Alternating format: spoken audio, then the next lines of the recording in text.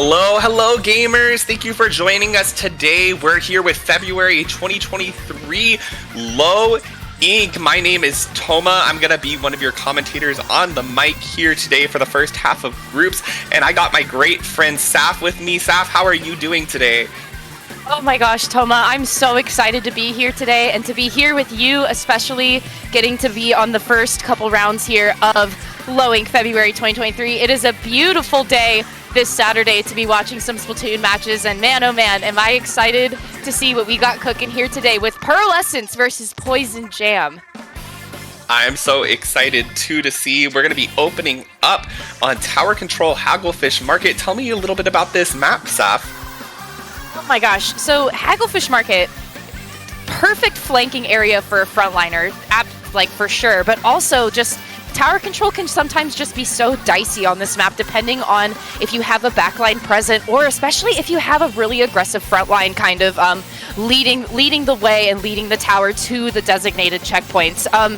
It's one of those maps too where I feel like once you can get it past that second checkpoint, you're kind of smooth sailing onto that third one if you're able to kind of get the proper picks that you need in order to get that tower moving to a safe position. Yes, definitely. I think the big key here too, getting through that second checkpoint, it's right situated underneath that tent area that you can kind of hop up onto and really get up and start annoying the enemy. It's kind of an awkward place there too for defenders to be able to reach and defend the tower from, and it can really turn very snowbally there if you're not careful for the offending team. So I'm very interested to see what they're going to bring out to stop that as we are getting in to this first match right here. We have Pearlescence coming out. We see a quad shooter coming out on there. We see a double charger with a Squiffer and a E-leader coming out on the side of Poison Jam. Yeah, wow, Poison Jam coming out with a really interesting composition here. And I'm surprised to see that the Squiffer is actually going to be the bubbling weapon that they are going to prefer to use on a map like this. I mean, Squiffer in this current game right now is definitely could be considered a frontlining weapon. People can use that weapon so aggressively and to really clear themselves a lot of space, and especially having that bubble for defense, as we see right now for the side of Pearlescence actually coming out for the junior, and we're just kind of sailing on through to that first checkpoint right into the corner. Yes, they are. You see this E-leader sitting up here trying to get a defense onto the tower, but you've already got members of Pearlescence up here on their ramp, causing a lot of havoc, not necessarily letting them set up, as now that tower is going to be cruising on into that second checkpoint that I mentioned there. The E-leader gets a nice pick with that Booyah Bomb coming out to clear some space. Pearlescence is going to be able to break this second checkpoint. Yeah, and oh my gosh, Pearlescence was doing a really good job there of kind of trying to dance around that E-leader sightline. Marks, though, for the side of Poison Jam had such a great setup there on that tent area. Definitely being able to take the high ground and being able to kind of get those shots in from the side, which I think that Pearlescence kind of like were able to avoid really well in the beginning there, but unfortunately with 3 members going down, ending their push at the 26 mark. But now you can see Analytical using that bubble to their advantage there, trying to get that tower moving and taking it to the 87. Not quite having enough from the defense from the teammates there to kind of keep that tower pushed for long. But now you can see, too, that the members of Pearlescence are pretty quick on response here, and they're getting a lot of ink down in order to try to give themselves the space to try to get that tower moving again. Absolutely, and like you said, with all this ink, like you're definitely seeing the differences in the comps coming into play here. This very aggressive quad shooter comp on the side of Pearlescence is able to just exert so much turf control that, they're not able to replicate with this double charger comp. It is going to be a little bit hard for them, but you do see this E-leader getting a great defense there, picking multiple members of Pearlescence as they're trying to set up and getting them completely out of their base now, but there's just so much orange still left on this middle of the map. It's really hard to outpaint these quad shooters. Yeah, and I do believe that the quad shooters definitely have a little bit more aggression on their side and a lot more mobility as well, just especially because with such a high ink output, you're able to really give yourself a lot of time and space in order to move around and to properly try to find flanks and find picks very quickly. But I do think that Poison Jam is doing an excellent job, though, of playing defensively and to not really give them another chance to get that push. There's still a lot of points to be made up, though, for Poison Jam, unfortunately, especially because Pearlescence was able to get that tower down to the 25 mark. But you can see that Poison Jam is doing an excellent job, though, of keeping that ink in front of their spawn and making sure to give themselves plenty of space, even though that they do have 2 charger weapons coming out on this map. Yes, it definitely is. You know, you do see that Squiffer taking very aggressive angles. They are doing a good job, but not just quite able to match that aggression. You do have to... oh, wow, that was a great snipe coming in from that leader, just kind of defending themselves point blank. But the tower is just coming up again. They've got this bubble pop jumps onto the tower. All these bombs coming out. Pearlescence is making great use of this area to just try to come and get this push going still. They are going to be able to extend this lead here as they break into the 3rd checkpoint. They've got a crab on tower, kind of able to stall it out. You see a member of Poison Jam hop on there trying to stop it, but it isn't going to be enough. They're going to be able to break that 3rd checkpoint, pop that bubble, and safely get the knockout. Yeah, and oh my gosh, that was a wonderful use of specials right at the end there for Pearlescence.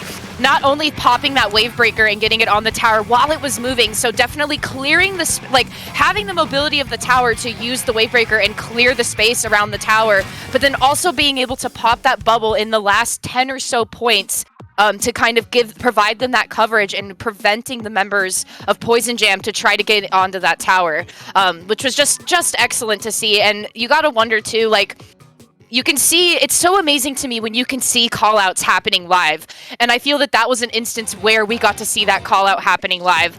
And I really loved seeing that sniper gameplay from Marks on the side of Poison Jam, being able to really utilize the high ground on that tent.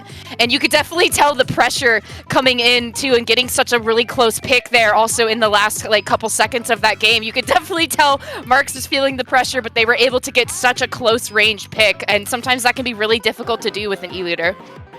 Yes, it definitely can be. And speaking of that E-leader, I think it's going to be a great choice here in our upcoming next map on Rainmaker Undertow Spillway.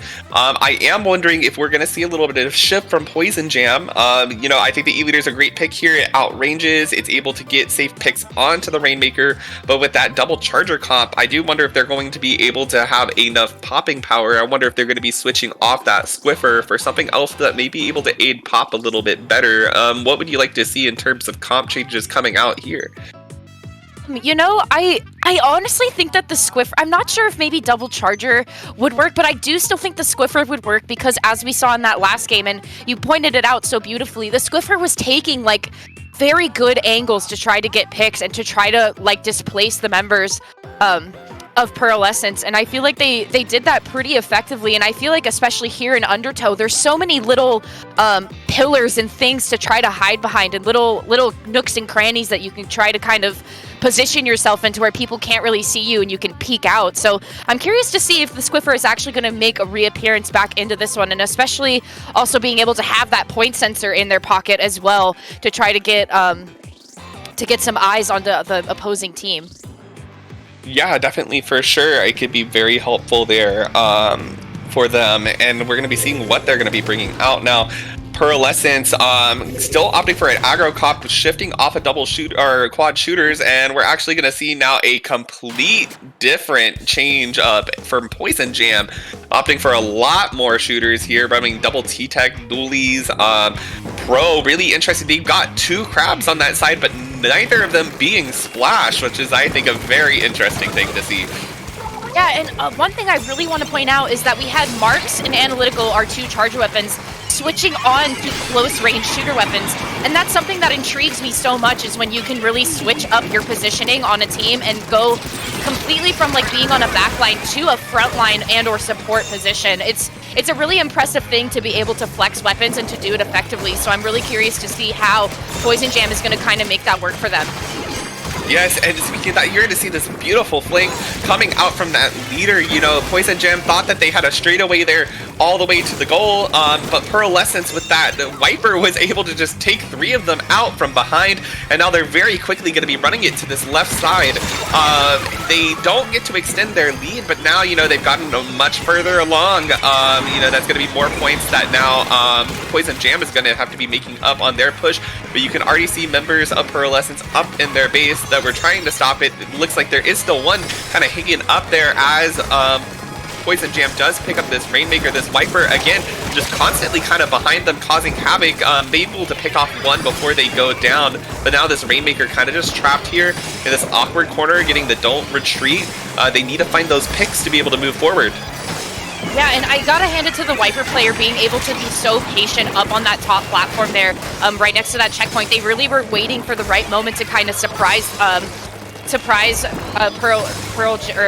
Poison Jam to kind of come out and try to see if they can displace the members, and unfortunately, to no avail. And we are going to see that Poison Jam is still holding tightly to that Rainmaker. They're clutching their pearls with only 10 seconds left on the counter, just trying to see if they can get as many points as possible with that last push.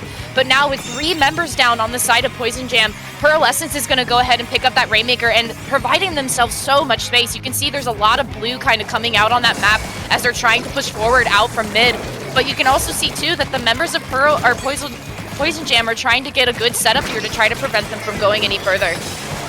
Yes, they are, but with 2 down now on the side of Poison Jam, they're definitely going to be able to extend their lead here, pushing it very fast in this glass area. You see the Pro coming out, trying to get the flank, but goes down, and they are going to be able to get the dunk, taking game 2. Oh my gosh, I loved, right at the end there, I love that body block that came in to try to defend from that Pro. You could see that the Rainmaker was able to jump up on that platform successfully with 2 other members on the side of Pearlescence, but you could see that once the Pro was keen on what was happening, they got a little bit of tick damage on the Rainmaker, but then the other member of Pearlescence was able to say not today, and step right in front of them and not only get the pick off, but they were also able to defend the Rainmaker and getting safely to that pedestal. Yes, absolutely. That was just a brilliant play there. And I just want to go back to that Wiper too. Like what you were talking about, that Wiper player really just playing so patiently. I think they knew exactly where they needed to be at all times. They were kind of just causing havoc for Poison Jam there, you know, staying in their base, being ahead of the push, and even when the push would go down, you know, they did a great job at staying hidden so that they could come multiple times, not once, but I think 2 or 3 times. We saw them come from behind the Rainmaker being pushed to get a splat and stop a push. It was just absolutely beautiful gameplay. Yeah, and oh my gosh, I loved also seeing that kind of coordination when you saw Pearlescence pushing into that left side, and especially having that first checkpoint broken, I think really made it easy for them to kind of get in onto that left elbow and to be able to run into that no ink zone that's right in front of that second checkpoint. They were just so well positioned in that last push that they had that I think that Poison Jam kind of was struggling to try to find their footing and positioning of where it would be the most effective for them to be in those last couple moments. And I think Pearlescence really just utilized the space that they had in those last few seconds, and they were able to really get something cooking. Yeah, they absolutely were able to get something cooking there, as we saw. And I'm wondering what we're going to see cooking here on Clam Blitz, Scorch, Gorge, Lowing here being play all 3. You know, Pearlescence may have taken the set, but Poison Jam is not out, can still definitely take a game here, which can help set them up for a better position later on in hopes of making it to game or day 2. We're going to be starting here just a second as we are going to load into Scorch Gorge right now. Interested to see what's going to be coming out from both sides. It looks like on Pearlescence, we're going to be seeing basically the same kind of comp running back double shooter with that Octo Brush and that Wiper. And we see a complete kind of change again happening on the side of Poison Jam. They play a lot of different weapons. Like we see this mini coming out now. It's just wildly, vastly different weapons each time. Yeah, and I'm surprised too that Poison Jam isn't going with the E-Leader on this one as well, especially with having like so much high ground here on Scorch Gorge and a lot of open space to kind of really apply a lot of pressure and especially kind of displace a lot of members on that map. But now we're going to see here that Pearlescence is going to go ahead and take that first clam pop, and especially having that stamp out, and we're going to see the Octobrush get up on that platform and go for the trade as they get that counter down to 77 with a few seconds left. The members of Poison Jam are still 3 down and still being staggered into this map currently, with a few clams still going in and keeping that basket open for Pearlescence.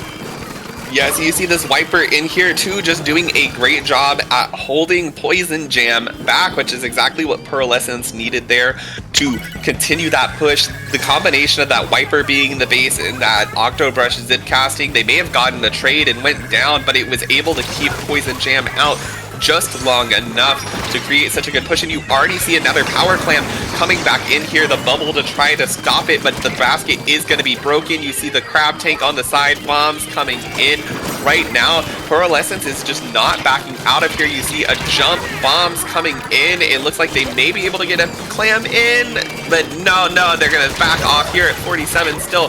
But Pearlescence just refusing to give up space. Yeah, and Pearlescence is really bringing the fire on this round. That aggression is exactly what they needed in order to get 2 basket pops consecutively back-to-back. And I gotta hand it to Karma, the Viper player, especially a little bit before that second pop happened. You could see that the members of Pearlescence were able to get back into mid as quickly as possible, picked up the clams they needed, while Karma was actually in the spawn of Poison Jam, and they were just wrecking havoc with 3 different members of Poison Jam, not only bringing out the Stamper, but just trying to kind of be the distractor in that situation and allowing them to get that second pop. But as we can see now, you can see the members of Poison Jam have a power clam of their own, and they're going ahead and trying to get as much space painted as possible. And unfortunately, both members going down to Karma once again, providing excellent defense in front of that basket. And you can see that the members of Pearlescence are definitely pretty comfortable with this 47-point lead, but there's still at least 2.5 minutes left in this game for Poison Jam to try to make a response. Yes, there definitely is, and that can change in the instant. Saf, me and you have commentated so many games together, and we've seen how it just takes one push for everything to change. Teams can go 0 to 100 if they just get the right conditions set up. So Poison Jam really just needs to be able to find their footing here, and with 3 down on the side of Pearlescence, this is where they really need to take advantage of that, start making some space, building up their clam economy to make this push. Oh my gosh, and Mark's getting a great double pick there in order to start that push off right for Poison Jam. They got at least 1 power clam in there now with 2 members down. You can see Analytical trying to make a little bit of more space for themselves, but unfortunately going down into the 2v1 scenario. With still 1.5 minutes left in the game, you can see Maskey kind of standing there for a split second. I'm not sure if they were trying to think of something that they wanted to do, but you had Karma now coming back into the spawn once again of Poison Jam, but unfortunately now going down. You can see the members of Pearlescence are just not letting up on their aggression for Poison Jam, and they are going to go ahead and get yet another power clam into that basket with the penalty points being ticked down now, with 3 members now of Poison Jam going down, and Karma back into that spawn, once again getting a couple clams in there and also going for the pick at the same time. That's quite some multitasking being done by Pearlescence. Yes, it definitely is. Now they've taken that down all the way to 40, only 10 points of penalty, and you can see the clam economy is just still very clearly on the side of Pearlescence, but a lot of purple is being thrown down in the mid. This is definitely Poison Jam's time. Take some space, take advantage of those picks as they're starting to build up some clams of their own. You see that Mini has 6 clams, a few away from making a power 5, and they're gonna have this Viper just again kind of just under here, under this ledge, poking around at that Mini, throwing twerps, just doing whatever they can to annoy Poison Jam and create time. And right now, that's all Pearlescence needs to do. They don't need to score again, they just need to stall this timer out, because with 10 seconds left, it's going to be a long haul for Poison Jam to get that pity clam all the way across the map and look for 30 more points to put in on top of that. Yeah, and you could see too, that was really great coordination there with that crab being able to get set up on the top mid area. Oh, but now actually we're going to see Poison Jam get some clams in their pocket and a jump with the power clam as well. Unfortunately though, going down, and you can see Anical was trying to make a little bit more space with their crab and provide a little bit of pressure, but unfortunately with that super jump and that power clam, it just wasn't quite enough to try to get it in there, and they might have been a little too far away from that basket, I think, to make a proper throw. But wow, the aggression by Pearlescence in that game was certainly something, and I gotta shout out Karma, the Viper player, having 0 fear of climbing up to that middle platform in the middle of the game and taking out the crab single-handedly. on that platform. And I think the members of Poison Jam could see that there was a lot of, not only was there so much aggression, but there was no fear in Karma's eyes for trying to go for picks and to try to get into scenarios where things might be a little bit more dangerous. Pearlescence definitely had the upper hand, and they were definitely not afraid to get trades in that one, Toma. No, they definitely weren't. Karma was just living no fear, as you said, and I gotta commend Poison Jam there, trying to get that sneaky play off there. At the end, they were able to slip in, get that power, but as you said, they were just like a little too far away on that jump for them to be able to dunk that power. Even if they got it in, I believe they still would have needed just a few more clams on top of that, but it was a great effort nonetheless. Congratulations to both teams here in this round. Pearlescence is going to take that set 3-0. Oh my gosh. And after watching those last two matches, Toma, I'm a really big fan of the Octobrush Splatana Wiper duo that Pearlescence had been running those past two games. I really loved seeing right in the beginning there that you had Karma coming up with the stamp, just kind of leading the way into the basket zone of Poison Jam, and then you had the Octobrush popping that Zipcaster right away and getting up onto that platform and just not only taking a pick with them, but just not only and throwing ink down, but also being able to provide themselves a lot of space up on that platform, because a lot of times too, when games really come down to it, every second counts. And so when you have to kind of spend a lot of time inking, not only maybe like looking for a pick or so, but trying to put some more ink down so you can kind of move around a little bit better, I think Pearlescence was able to really multitask so well in that last Clams game. Absolutely, and just like you mentioned with that, you have to think about the layout of Scorched Gorge too. When you have the enemy under your basket, you really only have two routes to be able to defend. You can either go to that little ledge that's hanging right over the basket and shoot down, or if that's unavailable, you have to swim through the rest of your spawn to be able to come out. But having the Zipcaster up there and then using the Wiper in the other area just kind of blocked them out from both approach options. And Pearlescence was just doing a great job of coordinating themselves, making sure that they were where they needed to be to apply as much effort as they needed, or as much pressure as they needed to onto their opponents, and if one of them went down in the process, it wasn't a huge deal because it created so much time for Pearlescence to be able to dunk those more clams that by the time Poison Jam was able to get back out into the mid, they were already respawned and able to come back in and get more clams again.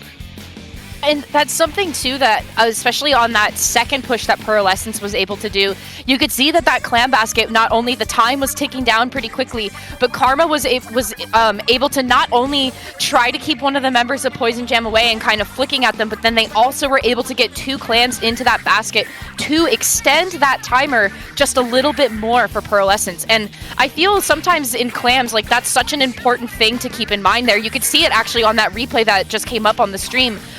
You kind of are able to not only get a few more points in there, and I feel like if you have a pretty comfortable lead or a sustainable lead, you can kind of are able to swing that a little bit better and not feel as pressured. And so I think it's super important to be able to kind of distinguish like when that could be an appropriate thing to do versus let's just get as many clams in the basket as possible. Let's try to utilize this push as best as possible and get as much in as possible. Yes, absolutely. Gosh, that was such a just brilliant play coming out from both teams. I'm really excited to see who is going to be coming out next. But with that, as we finish up round one and we have a few more teams that are just searching for that third game to finish, we're going to be going to a quick break, and we will see y'all here very soon.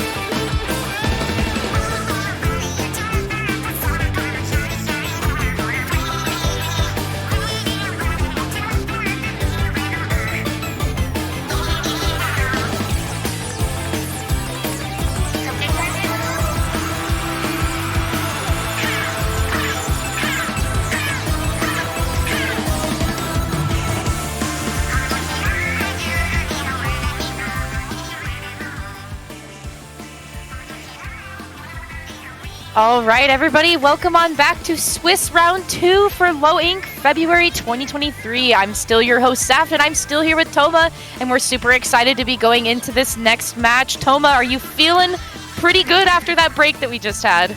I definitely am. I'm ready to get here into our second match. We're going to have a great matchup of From the Deep versus Benthic Brigade going in on Splat Zone's Wahoo World. What do you think about this map? I know it's pretty controversial. People either love it or they hate it. What's your opinion here? I definitely would love to see some Explosher coming out on this map, especially because that Explosher can almost take the zone single-handedly with a couple swings.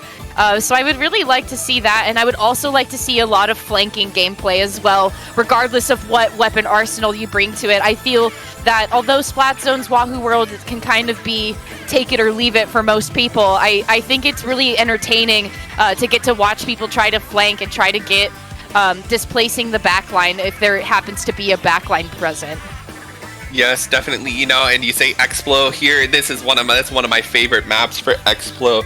On my team, we love using like Explo, C Junior, those two weapons together, kind of just like instantaneously cap the zone. You can use bubbles in this zone. It's just the perfect shape to throw a bubble straight into the middle of it and try to stop oncoming, you know, ink from getting onto the zone. Just holding out those pushes a little bit longer can be very useful. As you said, there's a lot of options to flank. You have that carousel underneath that just provides a lot of approach options, because it's really hard to be able to monitor both the top and the bottom surfaces at the same time, and you can get some really sneaky plays on this map. I love seeing how people manage the carousel on this one as well. I feel like that in my opinion, it can be a little bit underrated in terms of pathways to try to break through to the other side and to try to get a successful flank, because not only is it moving and spinning, and it's so good, especially if you want to try to use Wavebreaker and keep the Wavebreaker a lot more mobile and kind of spinning around, but also like having those little walls that you can climb up on the sides as well. I think it can provide so much help in order to try to get a successful push going. Definitely, we're going to see a quad shooter comp coming out once again now on the side of, I believe that is From the Deep, and then Benthic Brigade opting for, you know, a little bit more conventional. You got the backline, the E-leader coming out that's going to be able to reach all the way across that zone. You've got a bubble junior on both sides, like I said before, that you could bring that bubble out onto the zone and just protect it so well. We already see 2 down on the side of Benthic Brigade, as you know, you're going to see some very opening aggression here from the Deep. You already see one of their members here on this left side just putting ink down everywhere, trying to keep an eye on that leader. You have a jump out from Benthic too, as there's just a lot of pressure, a lot of blue down on the ground right now. A lot of aggression coming out from the Deep, and a lot of shooter going on. A lot of the both members of the teams are literally said, oops, all shooters except for the E-leader, of course. But if the E-leader is able, I think, to get a really successful setup going here, which it looks like they are on the side of Benthic Brigade, they're able to kind of not only displace the members of From the Deep, but also just apply some pressure in order for their teammates to kind of break in a little bit, and to maybe successfully get a couple 2v1s going. And it's always such an impressive thing to me when you can successfully pincer players using an E-leader and also maybe a closer range shooter, which I think Benthic Brigade is going to do pretty successfully here.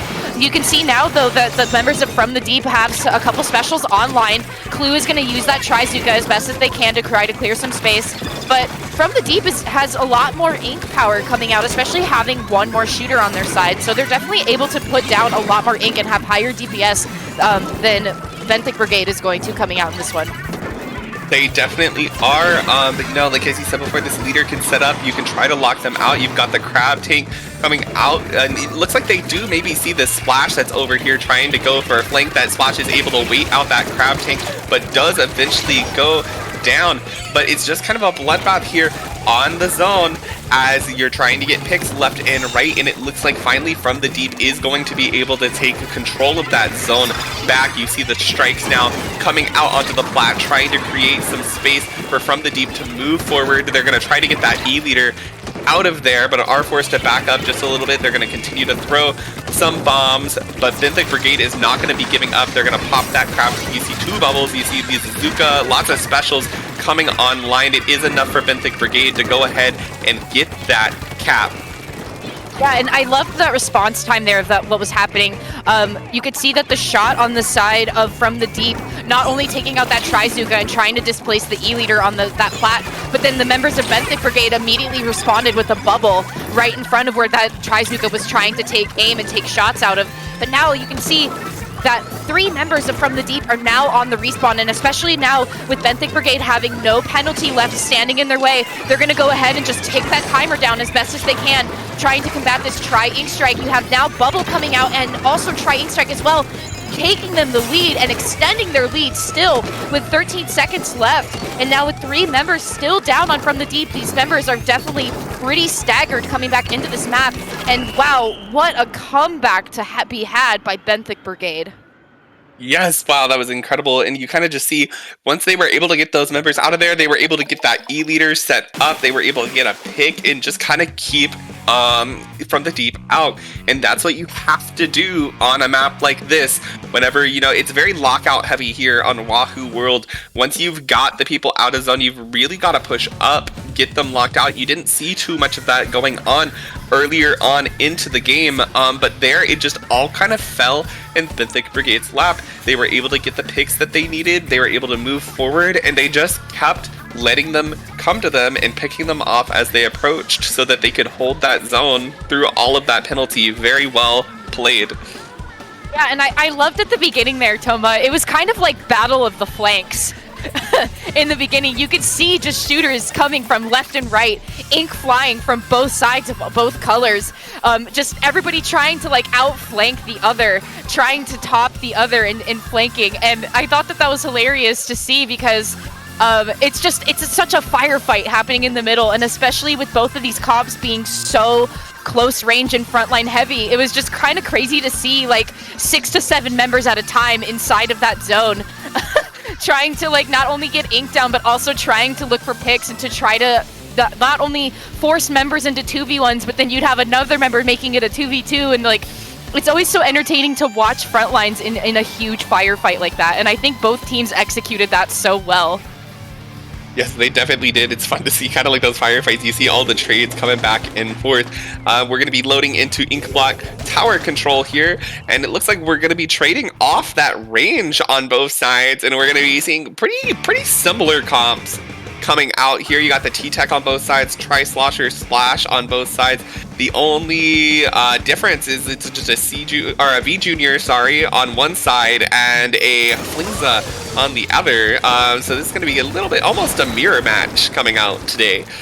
Yeah, and you can see too, Lilin not only switching off of that E-leader, but switching onto the Flingza and having those missiles and the mines as well. The members of Benthic Brigade are going to really come out swinging in this round. You already have 3 members now on this plat, with the Crab Tank taking 2 members of Benthic Brigade down right away. And you can see Lilin is just sitting pretty comfortably on that tower, riding it on into the second checkpoint with missiles that were just online being used, but you also have a Tri-Strike for Benthic Brigade online right now. But the members of From the Deep are going to try to break back out here as best as they can. You can see that Clue was trying to go for a pick there, but unfortunately just not being quite close enough. You have another Inkjet coming out from the side of Benthic Brigade looking for a pick as well. 3 members of Benthic Brigade on this platform right now, and just riding that tower right into that last checkpoint. Was a single push. Benthic Brigade got on that tower and they said, this is it.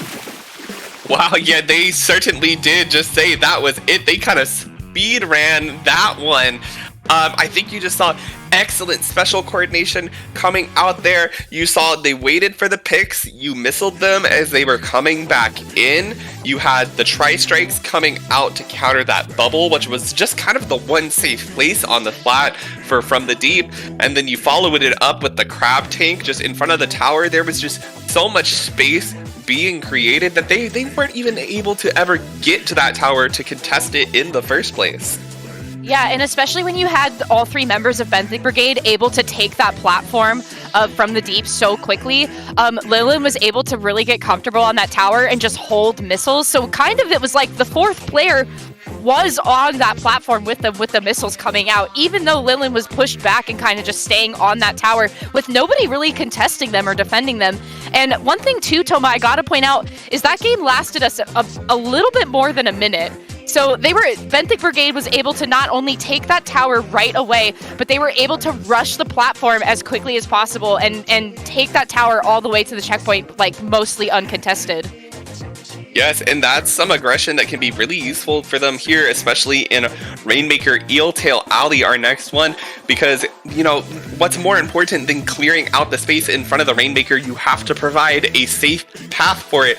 If they can get that early pop and they can rush forward and take out the members of From the Deep, they may be looking to replicate something very similar here, allowing their Rainmaker just to plow forward, and, you know, they don't even have to hold it for as long here. Rainmaker can be very fast. They can run it forward, get that first check, and then after that first check is done, it becomes a game of Splatoon 2 Rainmaker again, where they just have to rush it forward after a wipe. You know, you're definitely looking from the deep here. How are they going to respond to this? They need to play a little bit safer. They need to make sure that the same thing doesn't happen to them, that they're not getting staggered into their base, that they're not, you know, going to be dropping into disadvantageous situations. What do you think we'll see here? I'm hoping to see that E-Leader rear its head again. I think with this map being especially so straight and linear, an E-Leader would be an excellent choice here. But it looks like actually on From the Deep, we're going to go with the same kind of aggressive comp, and actually Lilin is going to go ahead and stay on that Flingza roller, which I think is a really interesting choice here. I think the missiles can be really helpful with displacing people, but I also think that there's enough high ground in places where you can really set up as an E-Leader where it can be really helpful for you. But maybe the members of Benthic Brigade saw how quickly their aggression really won them the round in that last one, and maybe they're hoping to kind of replicate the same thing here.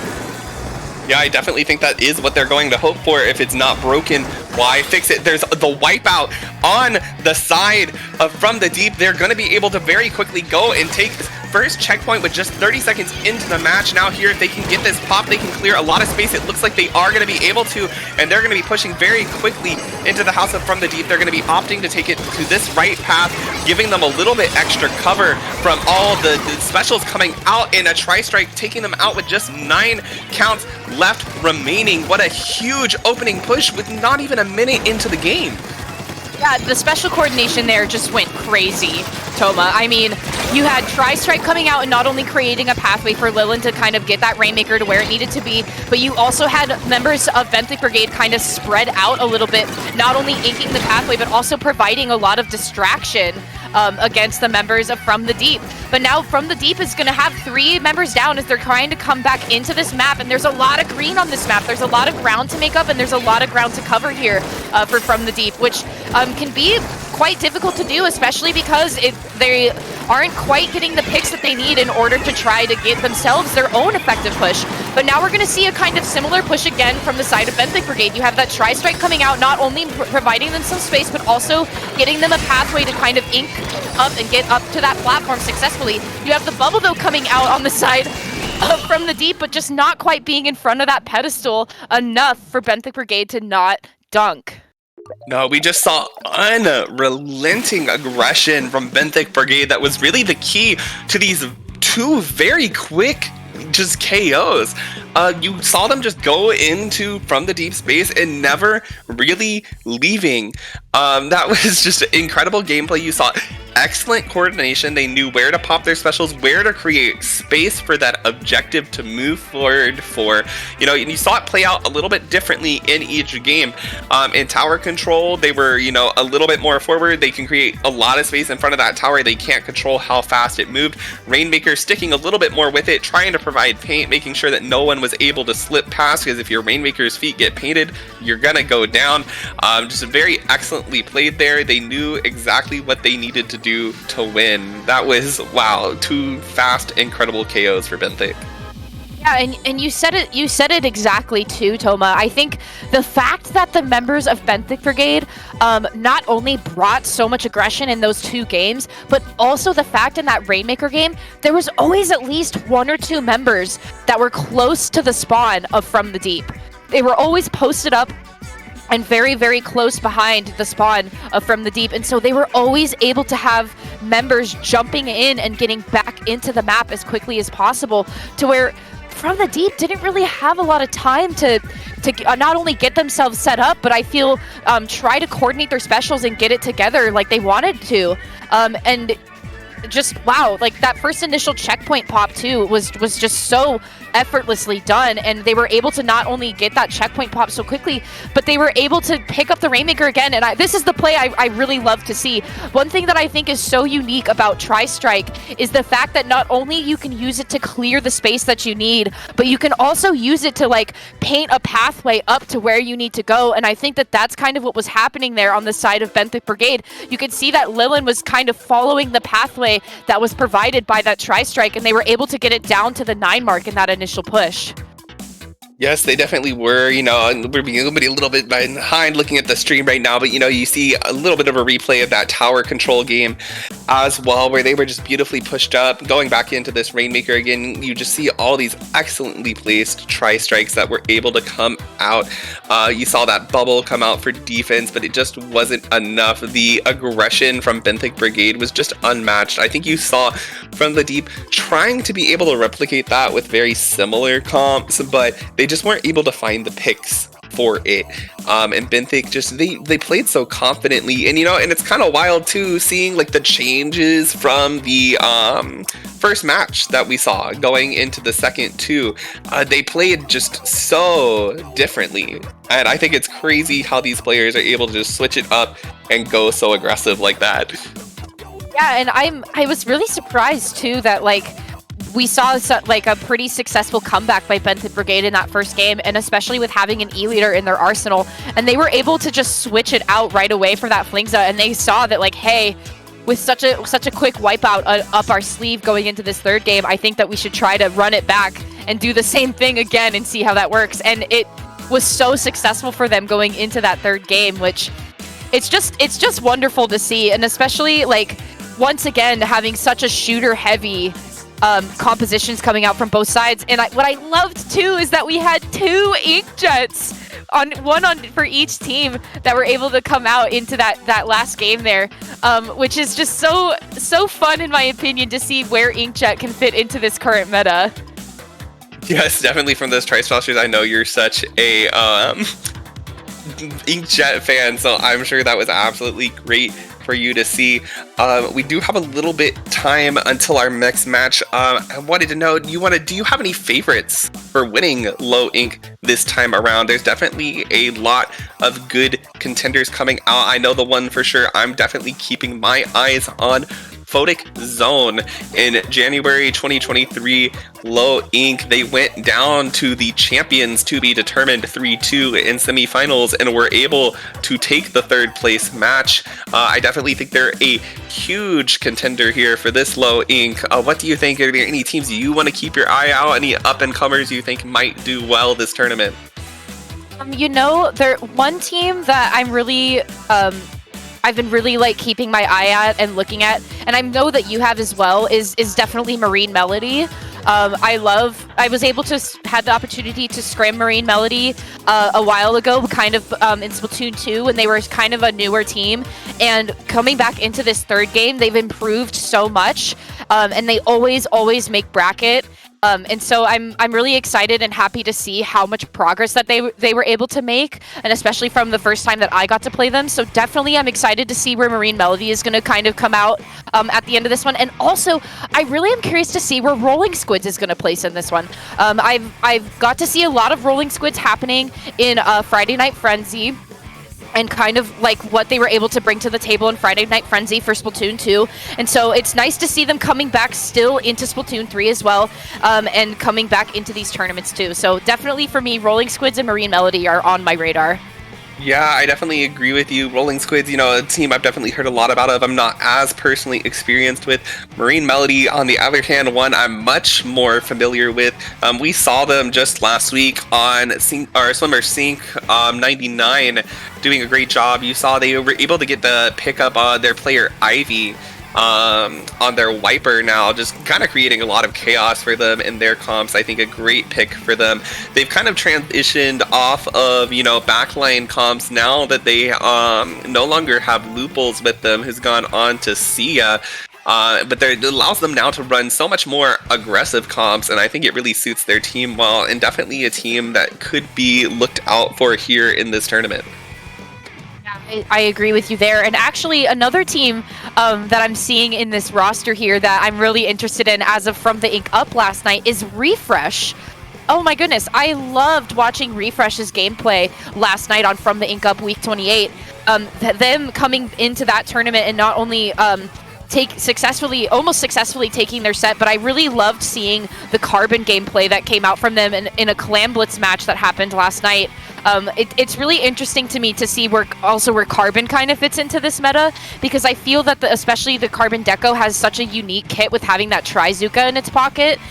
So for me, it's really fun to see where an aggressive weapon like that can kind of fit in with this current shooter crab meta that we have going for us right now. So I'm curious to see too where Refresh is going to find themselves at the end of day one. Yes, they definitely are a team I think you should look out for too. You know, we had a lot of great teams, and last night From the Ink Up in low level, a little bit lower of a skill cap than we have here tonight on From the Ink, or from Low Ink. But they, you know, if you can compete and From the Ink Up, you definitely are a contender at least to get into one of the brackets here on Low Ink if you're able to prove yourself, because most of our competitors there do come into Low Ink as well. We see a lot of great teams also in Swimmer Sync, as I mentioned, with we kind of saw from Marine Melody the other week getting their showing off some great skills. And I think it's a great time, you know, to watch these tournaments, get an idea on kind of how your opponents are playing. I'm going to take a quick look here at our brackets to see kind of like where we're lining up right now. See some of our, you know, look at some of our picks that we got going on. I know we had mentioned Marine Melody. It looks like they took a 3-0 win over Monsters Inc. in the first round, definitely setting themselves up 2-1 against Arcadia. Arcadia, another pretty good team that we see making runs here in Low Ink quite often, so that's going to be setting them up for a good run this time. Yeah, and another team I'm looking forward to, which is I know is a team that you personally have a lot of affiliation with, is Sheer Cold.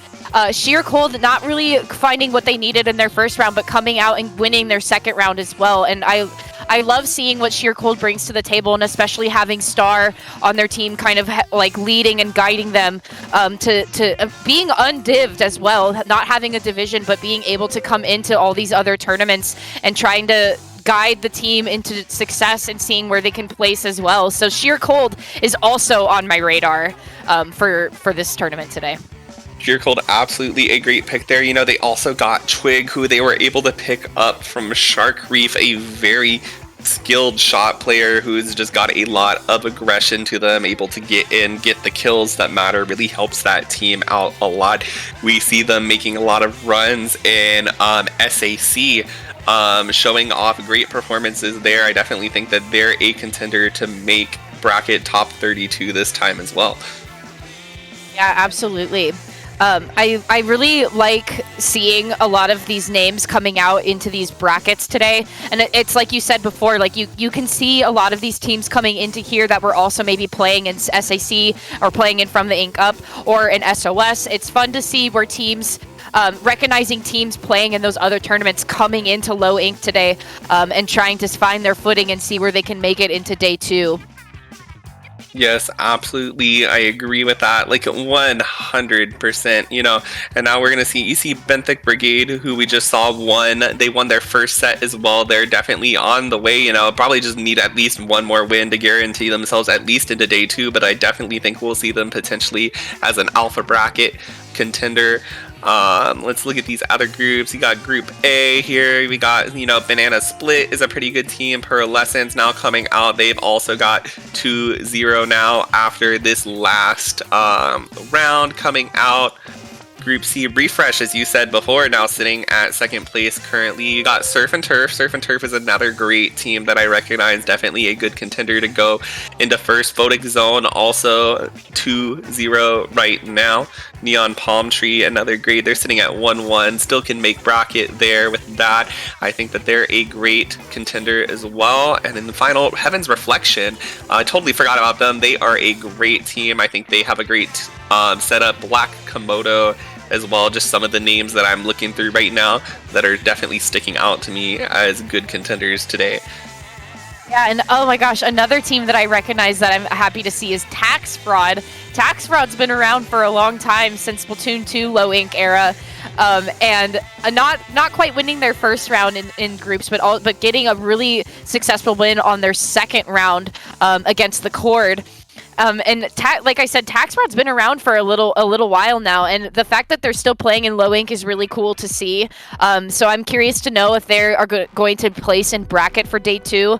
And I've actually had the opportunity to play against them in low ink as well during Splatoon 2 days. So it's always cool to see teams that you have like played before and that they are still coming out and playing in these tournaments and either being very successful or having a lot of improvement that they get to bring to the table.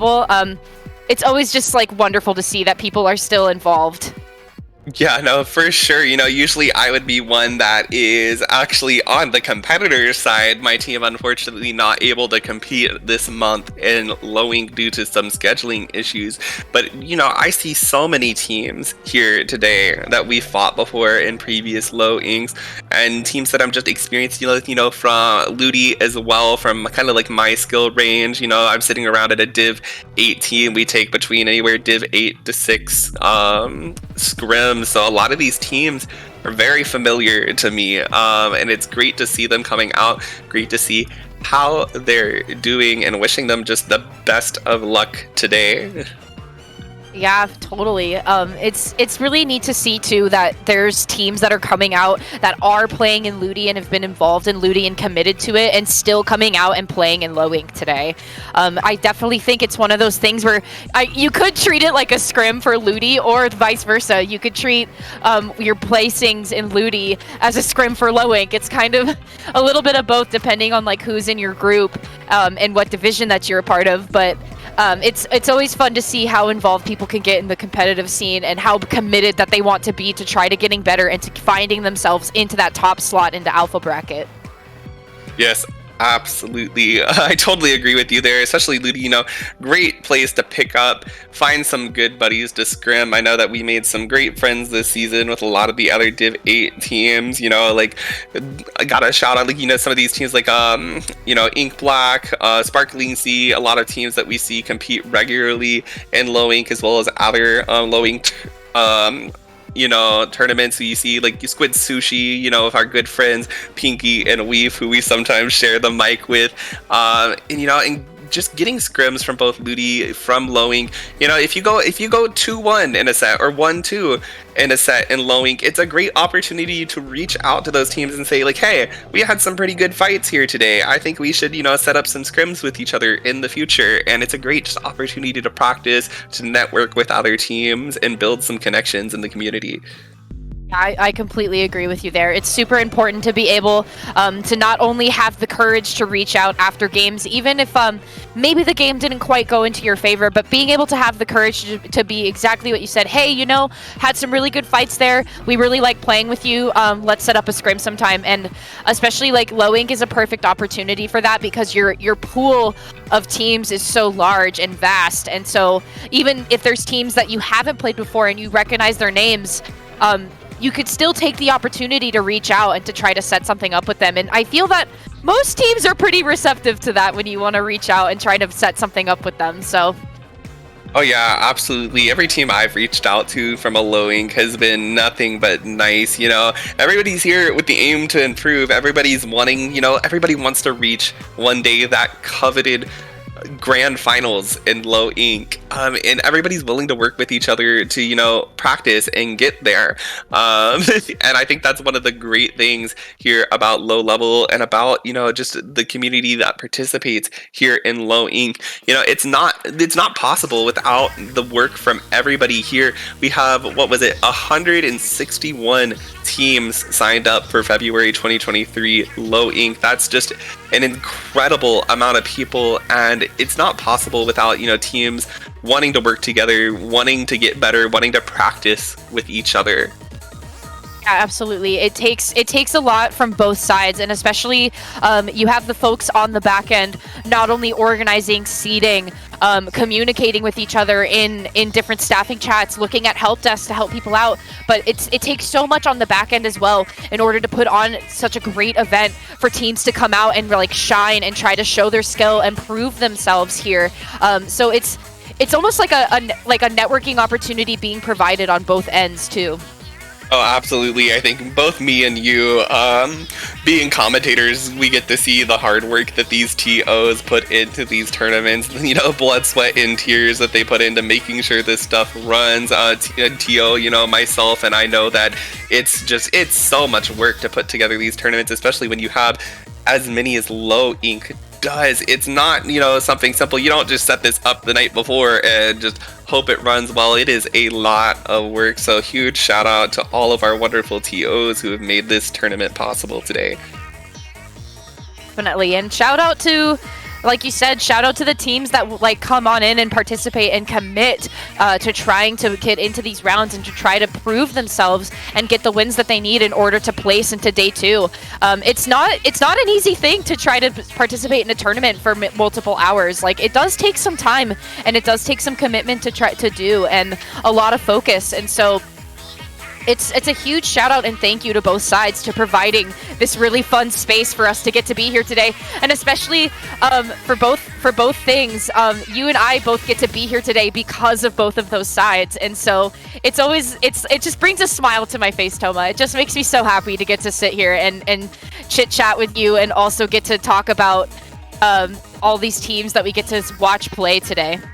Yeah, absolutely. And as we're talking about these lovely teams and lovely TOs, we're going to head off for a quick little break as those teams wrap up and our great TOs decide what we're going to be streaming next. So stick around with us for just a few more minutes as we get ready for our third round of Swiss.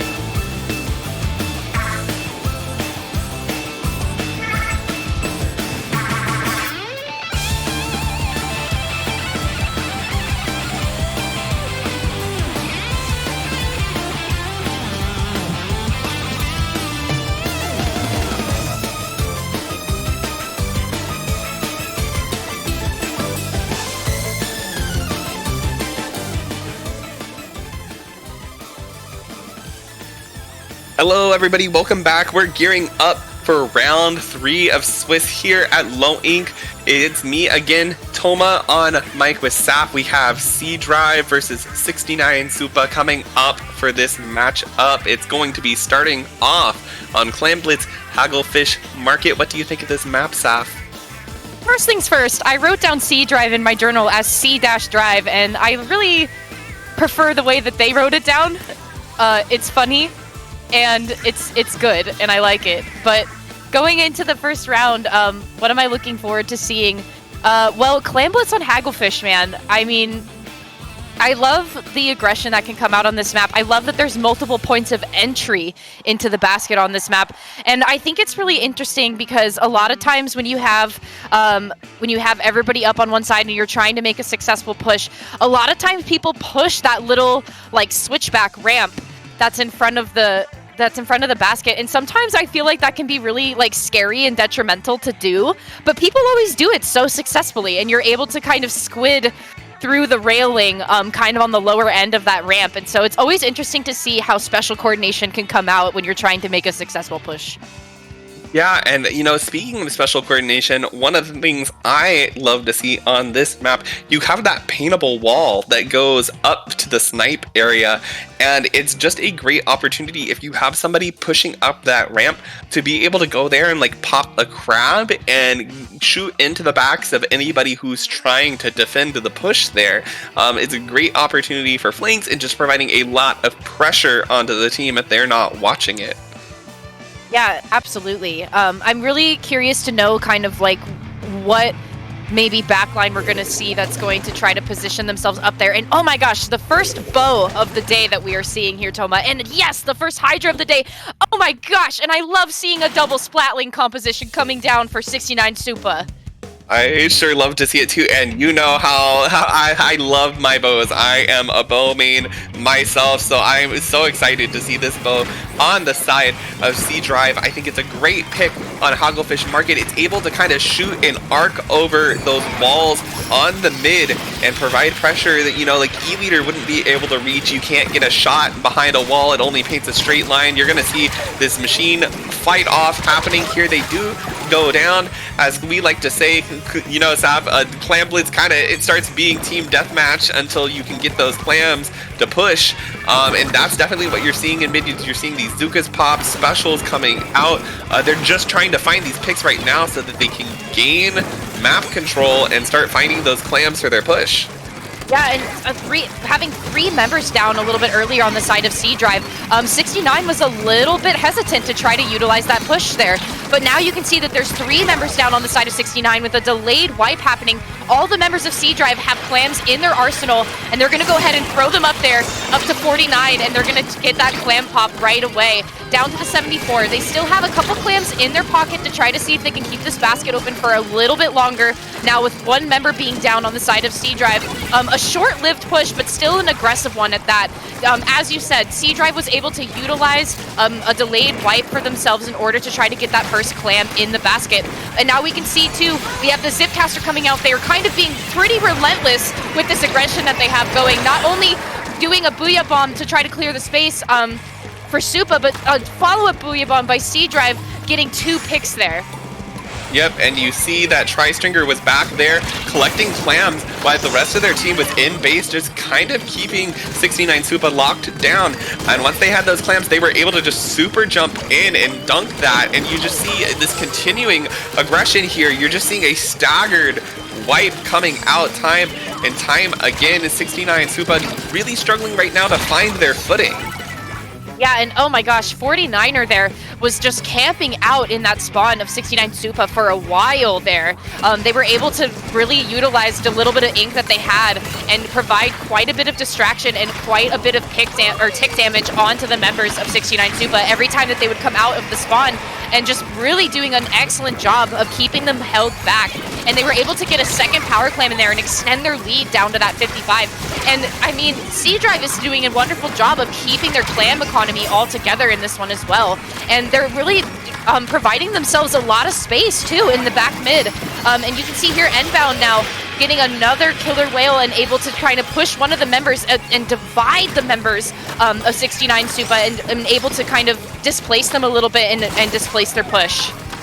Yep, and you saw them get a great job kind of running away from that wiper there, making sure that they're not going down. You know, you see these explosion rounds coming out, and it's just creating a lot of pressure on the field for 69 Supa because they don't want to just walk straight into those explosion rounds. That's 84 damage on the ground just sitting there waiting to explode on them. If they do, they're just using it very well to hold space here. They're pushing well with those whales, trying to just deny forward movement to 69 Supa, and you can see it's working really well. C Drive able to get in 2 great pushes, but right now 69 Supa, you know, even though they've evicted C Drive from their base, are still just not really able to break past mid quite yet. They did get 2 picks down, so now this is definitely now their opportunity to do so, as they got a wipeout on the board, but they need to really quickly be able to shift and find the clams that they need to be able to make this power. You see one coming out, they kind of have to go back a little bit for it, and they are going to be able to get it in. Just the wiper up, it looks like they're going to pop this hammer to try to get another power clam in, but they go down. You've got a super jump here that's going to try to hopefully get it in. They are taking that score to 60, but with no more clams on their side, it looks like that's going to be the end of their push. Yeah, and man, that was quite a push, I think, for 69 Supa to get there, because not only were they able to kind of like haphazardly break into that basket area and get that first clam in, but that super jump went mostly uncontested with having that getting into that second clam and grabbing that second clam to throw into the basket, and only with a 15-point difference with only 1 power clam, I think, for a penalty with 14 seconds left. I mean, 69 Supa definitely has an opportunity to try to get some more points in, especially with having another clam in their possession.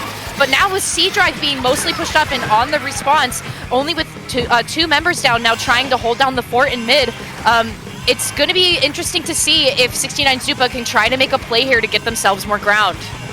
Definitely, and they're gonna have to go fast. You see that overtime ticker already going down. Just a few more seconds left. They're gonna have to rush all the way across this map, but it's just the Hydra left, and C Drive is going to be able to shut it down, stop overtime, and take the first win. Oh my gosh, I gotta shout out that Octobrush player again, because that, to me, can be such a critical thing when you're able to stagger a team and to get a good wipeout like that, like C Drive was able to do. And Bound was able to really, or 49er was really able to kind of hang out in that spawn area for a long time. Definitely being contested and going into a 2 to 3v1 situation, but they were able to really maneuver themselves very effectively and well, and they were able to kind of waste time a little bit. They had a pretty decent lead, and so they were able to kind of waste that time and to get that timer ticking down a little bit before I think the members of 69 Supa were able to refine their footing again and to get onto their own push. Yes, absolutely. Totally agree with what you're saying there.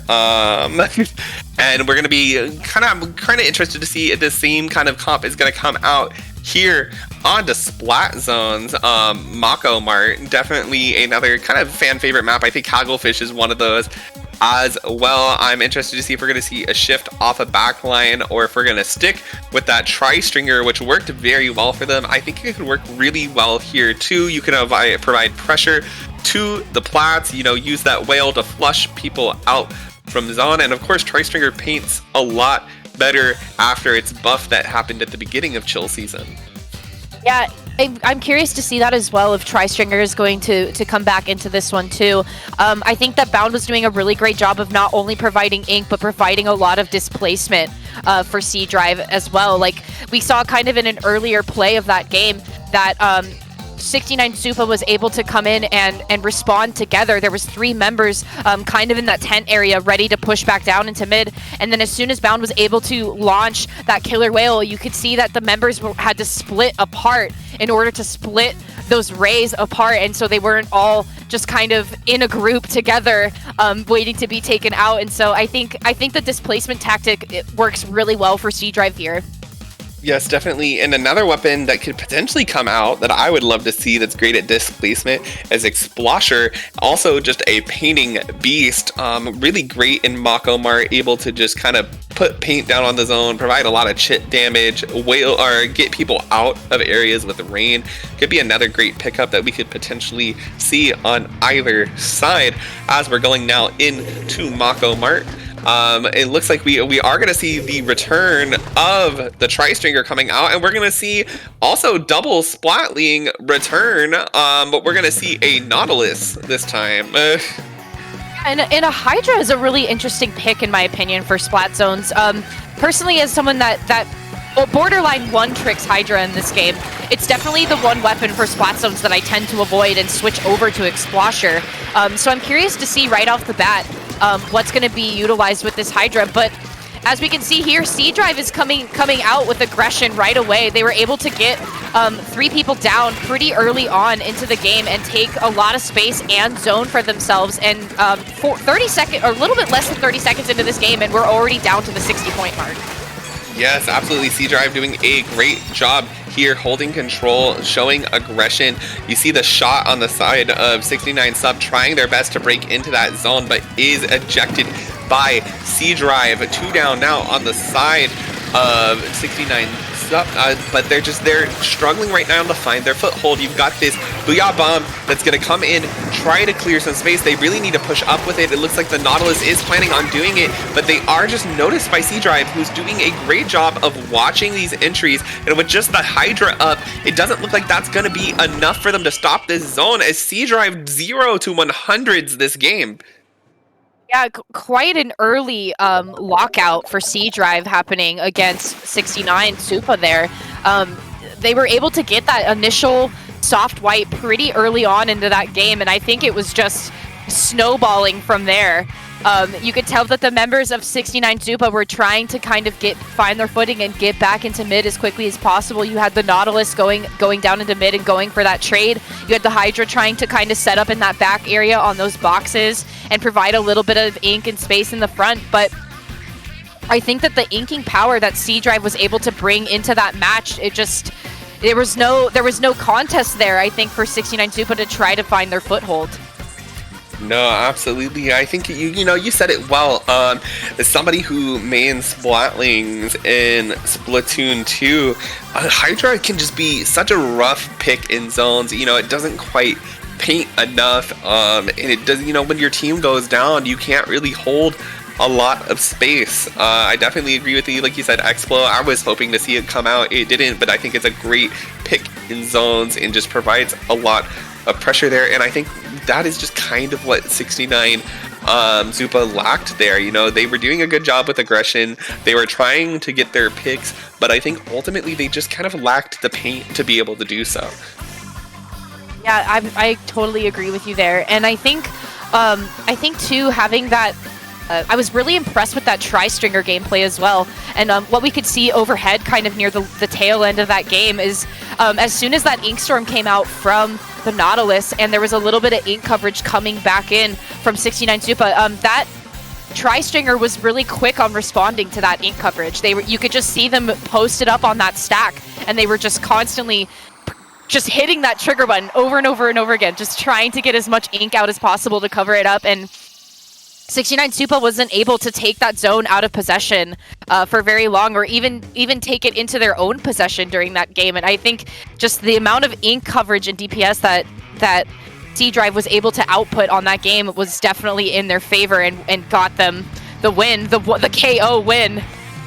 Absolutely. And in both of those modes, like, map control is so important too, both in clamplets and in zones. But now we're seeing tower control. Not saying that map control isn't important in tower control, because of course map control is important in every single mode in this game.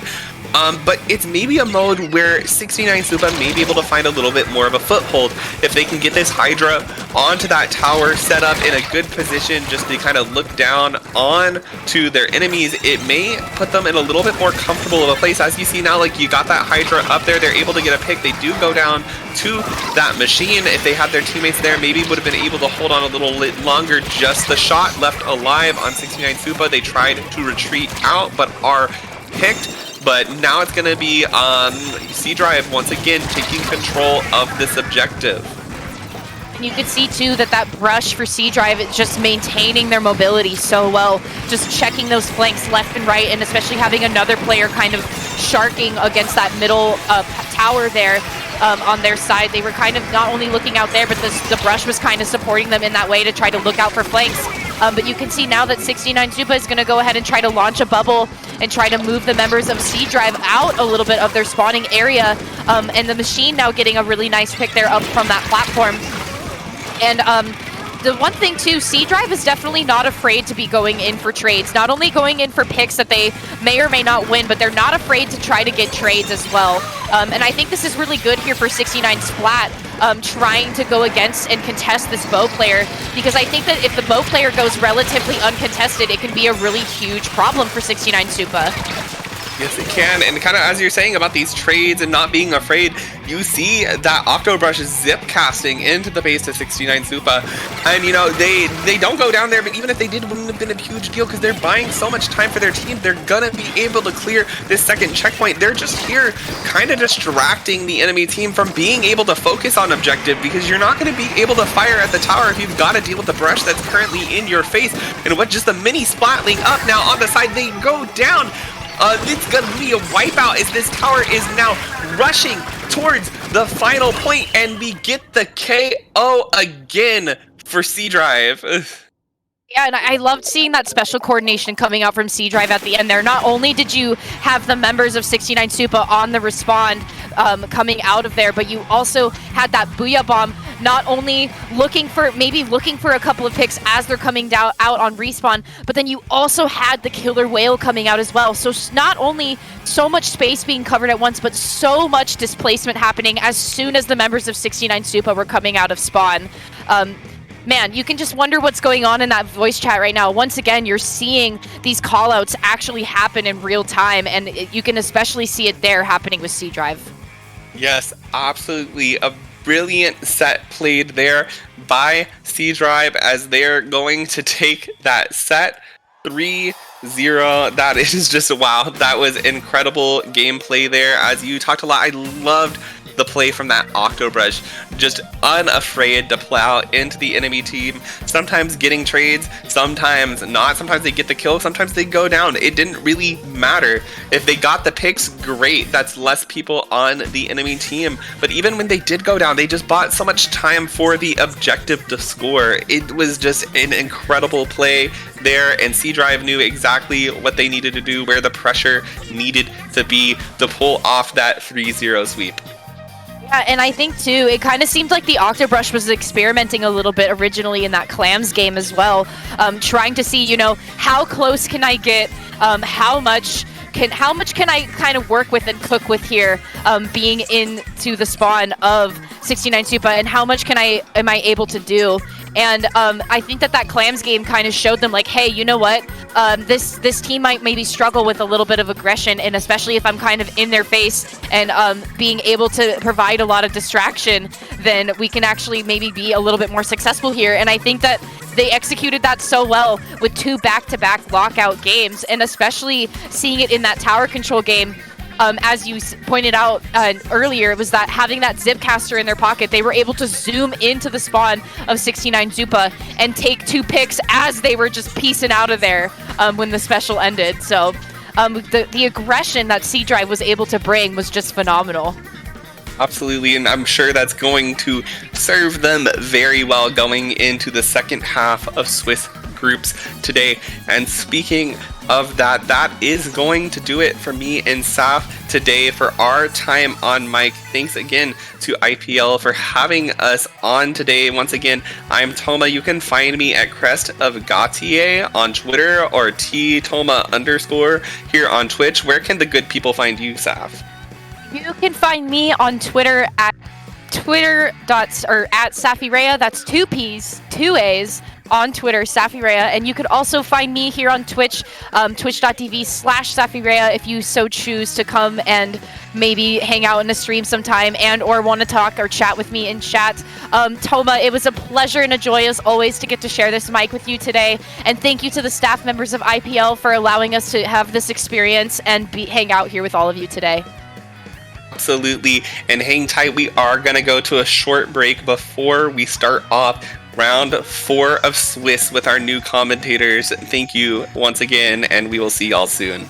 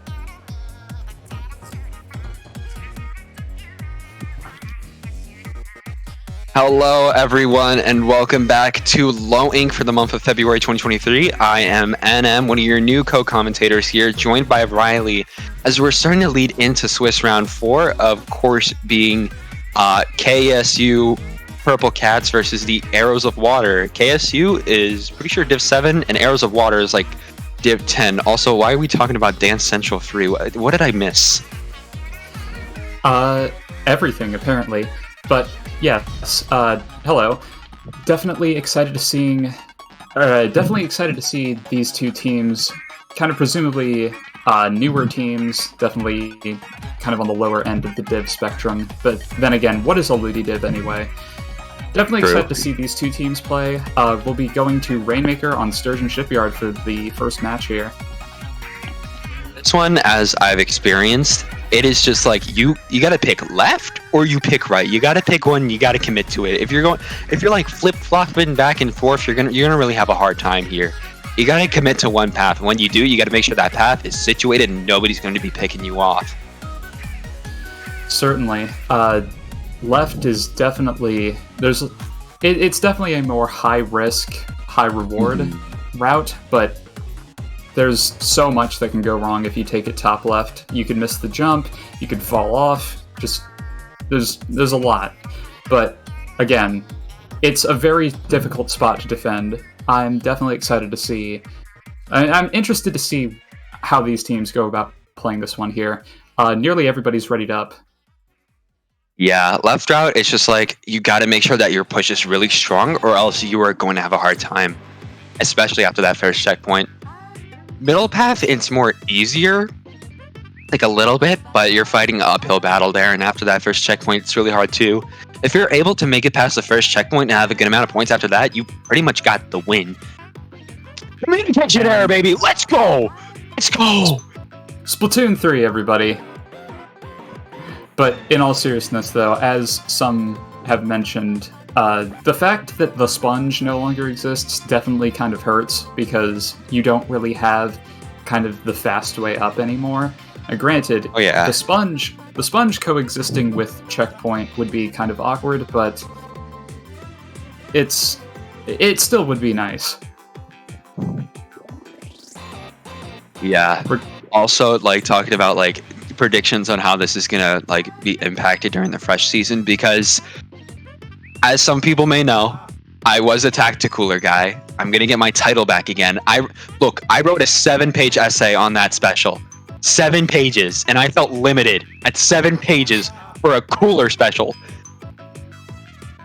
Like I got it doesn't even stop there. I got gold on it before Chill Season came out. I got 5-star Zap, 5-star Dapple Dooley. I got the whole frontier. Wow. As a 4-star Dapple and Zap haver, that's now I know who to step up to, basically. But yes, I'm really kind of missing the month 1 meta at this point because at that point I could play Dapple and get away with it. I mean, for me, I just want Zap meta to come back, and we got Zap 89, so now I'm just gonna match that same energy I had for Tacticooler for the Super Clump. The double chicken Zap, my beloved, personally. But and of course Cooler, it's gonna have Kraken combos. Definitely kind of worried about how well the Super Chump is gonna be because I mean if it's too good, well then we've seen this before, but it does seem to have a few limitations, like not being able to just aim it wherever you please, but that is what it is. Yeah, we'll see. We'll see. It honestly depends on how it is, like how much damage does it do, how easy is it to like deflate them or pop them with your own main weapon. I want to see that, but in terms of like blocking out, like on Rainmaker Sturgeon, you can just keep firing it on that left side on that spinner when they're trying to push it. What are they gonna do? You literally lock out. Yeah, you literally lock out that entire left area with one special.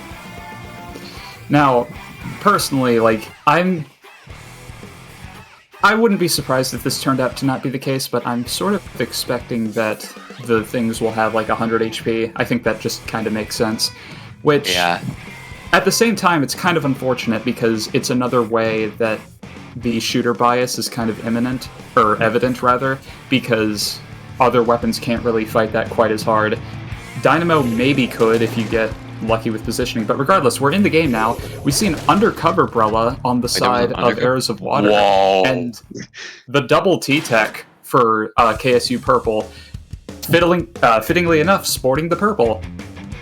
No, that's wacky with the undercover, but you know, I'm here for it. We got some other solid stuff too. Octobrush is going to be going in with the Zipcaster, your support with the T-Tech, and you got the dead E-Leader. E-Leader already going down here. Rush trying to get some picks on that right side, just trying to stay alive. Just squid, oh my god, they're squid rolling all around, trying to go for a flank here onto this Charger. Meanwhile, we're going to switch over to the undercover, our GOAT. They're putting some ink mines here. I'm not sure. Oh wait, we were watching the E-Leader, my bad. But I'm not sure about the undercover in Rainmaker. Object damage is not something, but oh, that snipe is going to do wonders for that E-Leader. The second snipe to go off, but they're going to be going down too, as the members of KSU are already setting up on that left side. They're so close to that checkpoint. They're just rushing in, but the brush from behind is going to stop that push. Indeed, Polonium doing a good job of catching the Rainmaker before they could get to checkpoints definitely means that the Arrows of Water here will have an easier time of kind of contesting this lead. Polonium using the Zipcaster very well there to take out the Charger. That leaves them with significantly less range pressure here. The members of KSU are kind of stuck behind here, but the Booyah Bomb comes out. That could be kind of problematic for Rainmaker here, but they do seem to have spotted it out and are rotating accordingly. Yeah, we see the machine just going straight for that Rainmaker in the face, going to be able to get that pick, my god. As we see the members of KSU just trying to push up here and trying to keep their space. One of the T-Techs is going to go down, and we see the Wave Breaker being popped. Charger's in mid, but it's going to get pushed by this Octobrush. Somebody's got to rotate on that right side to help him out. There we go. Octobrush is down. No fear. Fear had no fear on that machine when they were pushing in there. My god. And another pick. Can King get a pick on Girly Pop? Not really. It is going to be just cornered by that Tri-Strike. Going to get picked off too. 2 down on KSU. This might be the chance that Arrows of Water has been looking for. They're starting to get some good positioning here. Indeed. We see them starting to move up here. Callium probably going to be the one to grab Rainmaker here, getting a nice pick on the T-Tech there. KSU does have the Booyah Bomb ready, though. That could potentially stop this push, but they go down, or the machine goes down, and that's 2 down left on the side of KSU. Oh, no way. That's going to be lead and the checkpoint here. God, they got checkpoint here, and now Arrows of Water has got the lead. But they got 2 down on Arrows of Water, so this might be KSU's chance to push up, especially since this Octobrush is backed up into mid. So they're not really pushing up here, but they're trying to. They're trying to get in here. Gonna be going down. Sees 2 of them. They get this T-Tech. No, they don't. They get the trade though. They get the trade as the members of DC. Oh no. Oh no. I was like that T-Tech isn't painting anything. I don't know. Do they know the rules though? Is this valid replay situation? I'm not sure that they know. I think they're going to try to play this out. I mean, in all fairness, it is on the side of the losing team, which is still very unfortunate, but yes, it seems that we have not stopped playing, so yeah. Alright guys, instead of 6 strikes at once, there's only 3 strikes, and it was a very sad moment. What are they going to do? They can't survive with just that few. Yeah, they have to find something. They just have to make sure they're playing way more safe and getting way more picks. Because they have to be playing better because they're a 3-person squad. And the Octobrush is going to go down. They're just not watching the pop. I'm surprised King lived that. Same. That looked like he was definitely within range, but I guess the fact that the level geography is kind of odd saved them. It is 3v3 here. KSU does have the man advantage, but they do kind of try to cheese it for some more points. But that's just one of the T-Techs left alive. There's a minute left in the game. Girly Pop forced to jump out. KSU basically has 1 shot left at this, but the okay. Undercover just dropping in to say hi. But Polonium here on this flank here could get an easy triple. Nice, they got Fear. I'm also looking, I do see Chad, thank you JPEG, loves and kisses for telling me what the time is. Yeah, it was at 2:10 that disconnect happened, so it's Jover. It's Jover, you hate to see it. But it is 3v3 here. It is still technically even, and the Arrows of Water do have Rainmaker right now, but it's just Fear left on the K Machine, and he's preoccupied with the ice on the undercover. But Girly Pop's running for it. They were just going. They were just like, go, run, just get as much as possible. And now, last 4 seconds, they literally have to take it to the opposite side of the map, and it's just this charger there in an attack fight. Bro, low level is crazy. I am very surprised that they didn't just die instantly as soon as they pulled out the Wave Breaker, but honestly, that's one of those cases where if you have to take a Charger fist fight, you might as well use everything you can to give yourself the advantage. But yes, that push at the end there, that's one of those cases where, like, holding down W with the Rainmaker might not always be the best course of action, but at the same time, that's how you win the mode. The point is to move it forward, so sometimes you just gotta... Like, if it were me in, like, the last minute and I had lead, I would just go to, like, a pit and just start firing. Now, yeah, fair enough. Stalling is definitely a viable strategy, but only if you're, like, at the very end. But, yeah. I feel like I've had that backfire just as often as it works, so, I don't know, that's just kind of personal minutia. It honestly depends on your, like, on your team and what position you're taking. Like, I only wait until, like, if it's, like, minute 15 and I can pick up the Rainmaker and I got, like, a really good lead, I will wait until, like, a minute if I can, so that, like, I can just hold it for the entire time until it ends. We do have everyone back in the lobby here. I believe that KSU had more than 4 on their roster, but they brought back in the player that DC'd, and we will be moving on to Clams on Museum. Alright, Clam Blitz Museum. Clam Blitz, again, being a very coordinated mode. And, you know, Museum's a fun map. I like playing on Museum. Same, definitely. Not only because it's good for Dapples, but, you know, I just think it's one of the more balanced ones we have thus far.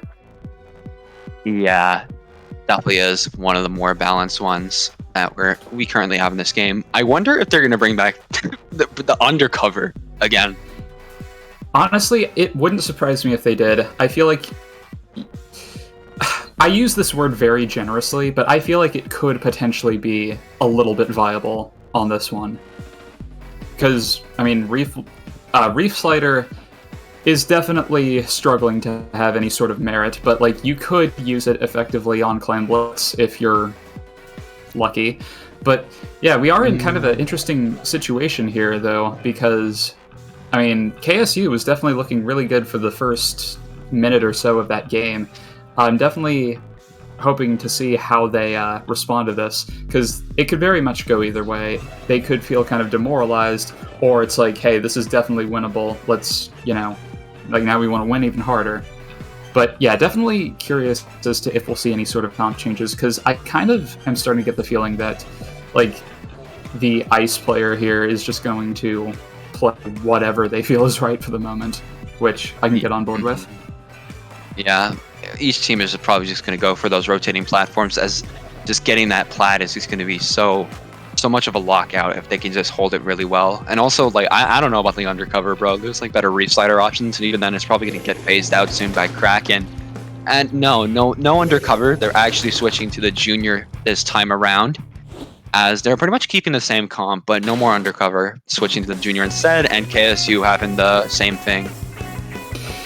Indeed. I in all fairness, yeah, maybe it was a bit foolish to expect the undercover, but yeah, KSU is trading the Charger for the leader here, but aside from that, coming through with almost entirely the same stuff. Actually, wait, no, they're going with the T-Tech and the shot instead of double T-Tech, which is kind of blended in. Yeah. Now, Inkzuka is not the most consistent special, but it definitely could work on this map, trying to get someone standing directly under the basket from mid, if they don't see it coming, could be quite effective. Here, mid man advantage is in the favor of KSU, but they haven't really pushed up yet. They seem to be just a little bit staggered.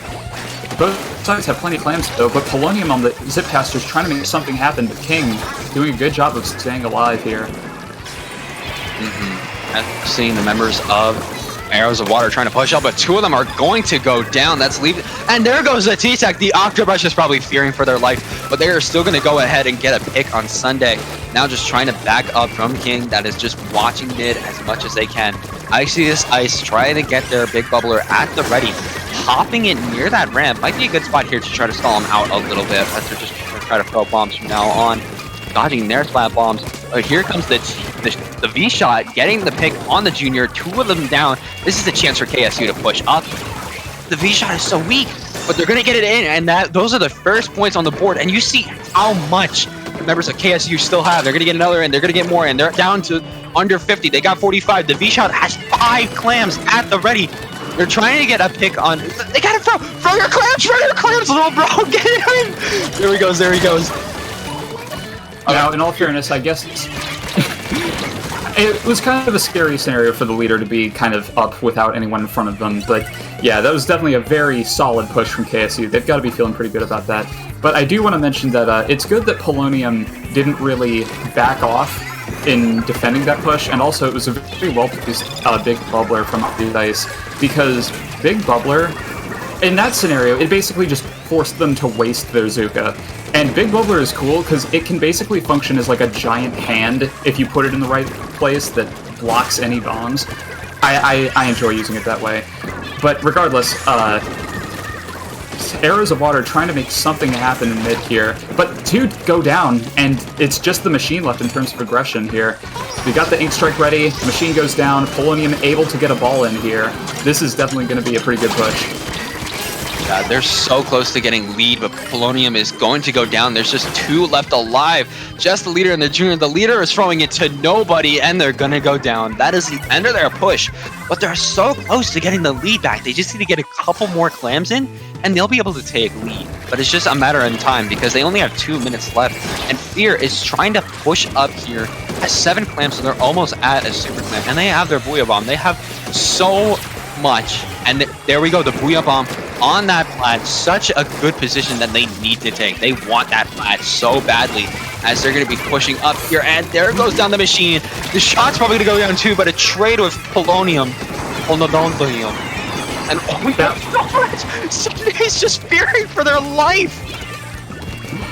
That was, I don't know how they survived all that, but yeah, that was very good defense from Arrows of Water there. And KSU does still have the man advantage. Kalium able to get a nice pick on Fear again, but the Charger is within their sight as well now. Oh, it's just coming out. Indeed, this is what they need. Able to get a clutch trade on Sunday. This could be what they've been waiting for. I think this is their time to go. But King able to get a nice snipe. He's in a good position still, very much. Let him cook, because he's cooking right now. Didn't get girly pop, so close though. Tri-Strike's gonna be put out, and now they go. They have to just defend. There's 38 seconds left. Just 10 more seconds until this is what I call be a baby mode. Just stay back and throw as many bombs as possible. That's what being a baby is. But these guys don't want to be a baby, and because of that, they're wiped out. You gotta be a baby, bro. And because of that, they got wiped out, and 2 of them are gonna go in, and there we go. Arrows of Water just got lead by a little bit, and now it is left to KSU to get a super clam, and they gotta go in. It is the last few seconds. It is just overtime. They just gotta get a few more clams as they only have a 2-point lead. They're not really getting much. Indeed, there was like 15 seconds left, but they were able to wipe out Arrows of Water for just a little bit there. Fear's pushed up a little bit, but that's 2 down on KSU now. And overtime's halfway over. They do still have the pity ready, but they're not going to want to push up with that just yet. Girly Pop in the base, able to bring down yet another one. Sunday grabbing the pity, but there's no one to jump to. Overtime is just nearly over, and sadly, they just weren't able to make anything happen. That is going to be Arrows of Water taking game 2. Yeah, game 2 going to Arrows of Water, just the last couple of seconds, and they were just able to get such a good push to give them the lead. This is a playoff 3, so I'm pretty sure we're still getting one more match, but at this point, Arrows of Water has taken it. It's really good, though, that Arrows of Water did not ever really get impatient. It's like they waited until just the right moment they needed for the wipe. Like, they didn't try to cheese anything in. They waited, like, they prioritized getting picks, and that was exactly what they needed, and it paid off. Yeah, it paid off really well for them. We're going to be ending it off here this round with Splat Zones on Inkblot Art Academy. Oh boy, everybody's favorite. If you know counter picks, Now, like, I say that semi-sarcastically, but, like, no, this is one of the most common map modes for a reason. It's a really good map to play to learn the whole concept of kind of pushing up here, because, like, if you can... Like, this map is relatively lockout prone. I don't know. I'm not really expecting many changes from KSU in terms of comp, because, like, T-Tech, very good in zones. Leader puts out a lot of pressure on this map. Plus, it's just a good map for buckets in general, because you have the whole step that you can sit under and slosh upwards. Yeah.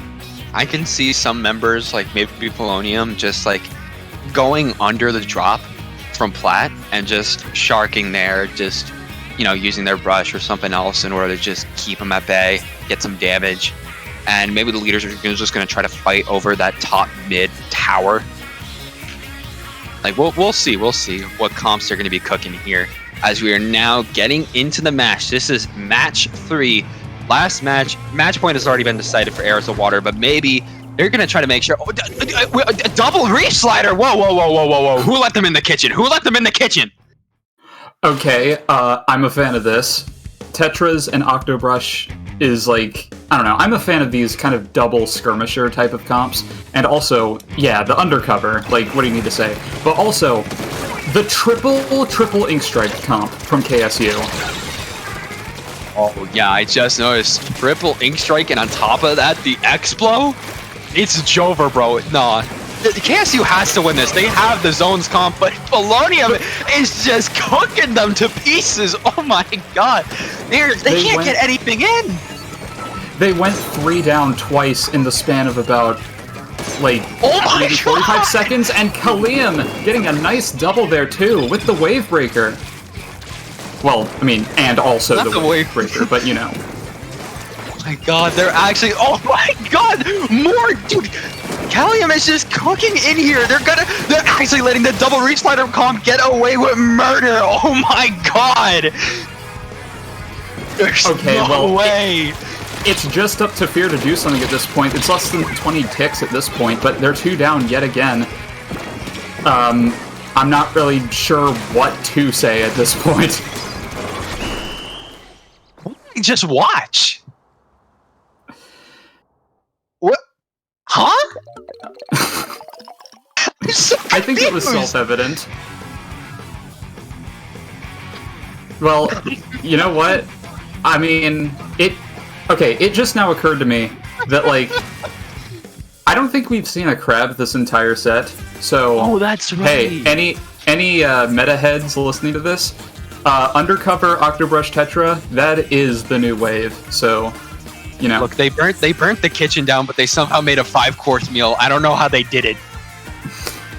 You'll love to see it. Definitely, I'm gonna write that down. That needs to be experimented with. Not really. But yeah, definitely hats off to Heirs of Water. The leader and brush player throughout this whole set have been playing absurdly well. Not to mention Ice kind of in the support role doing a really good job. And also Girly Pop being kind of an effective skirmisher as well.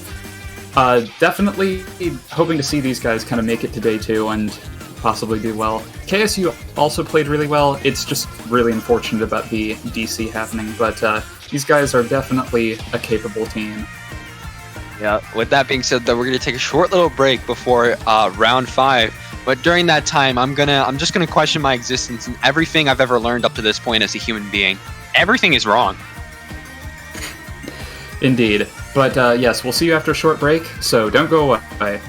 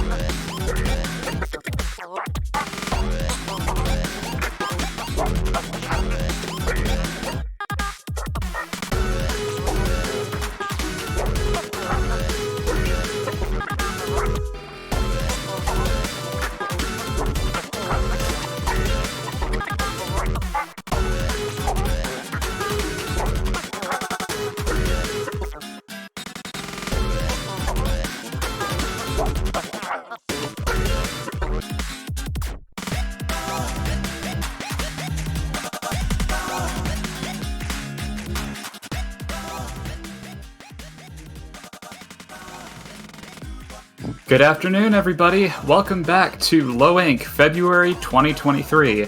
My name's Riley. I'm still here with NM, and round 5 of Swiss. We will be seeing, I apologize in advance, we'll be seeing Spectra versus TrippelFritteirte Gambawaffeln. Waffeln. That one, you know. It's definitely interesting. Since the break, I've just been frogging everybody in existence. Sorry, JPEG. Smiley face. You'll just have to ponder on what that could possibly mean. But yes, for those confused, apparently the German name here, that is the German name of one of Krusty Sean's items from Splatoon 2. So that's relatively, something. But aside from that, Spectra I recognize because I believe this was one of the teams where a few months ago, back in October, where we suddenly had a bunch of people enter. This was one of the teams that made Alpha Bracket in what I believe is their first Low Ink. So it's interesting to see them kind of come back. I mean, they've been playing in Low Ink since then, and they played in Lullaby as well. So kind of interested to see how they'll play here.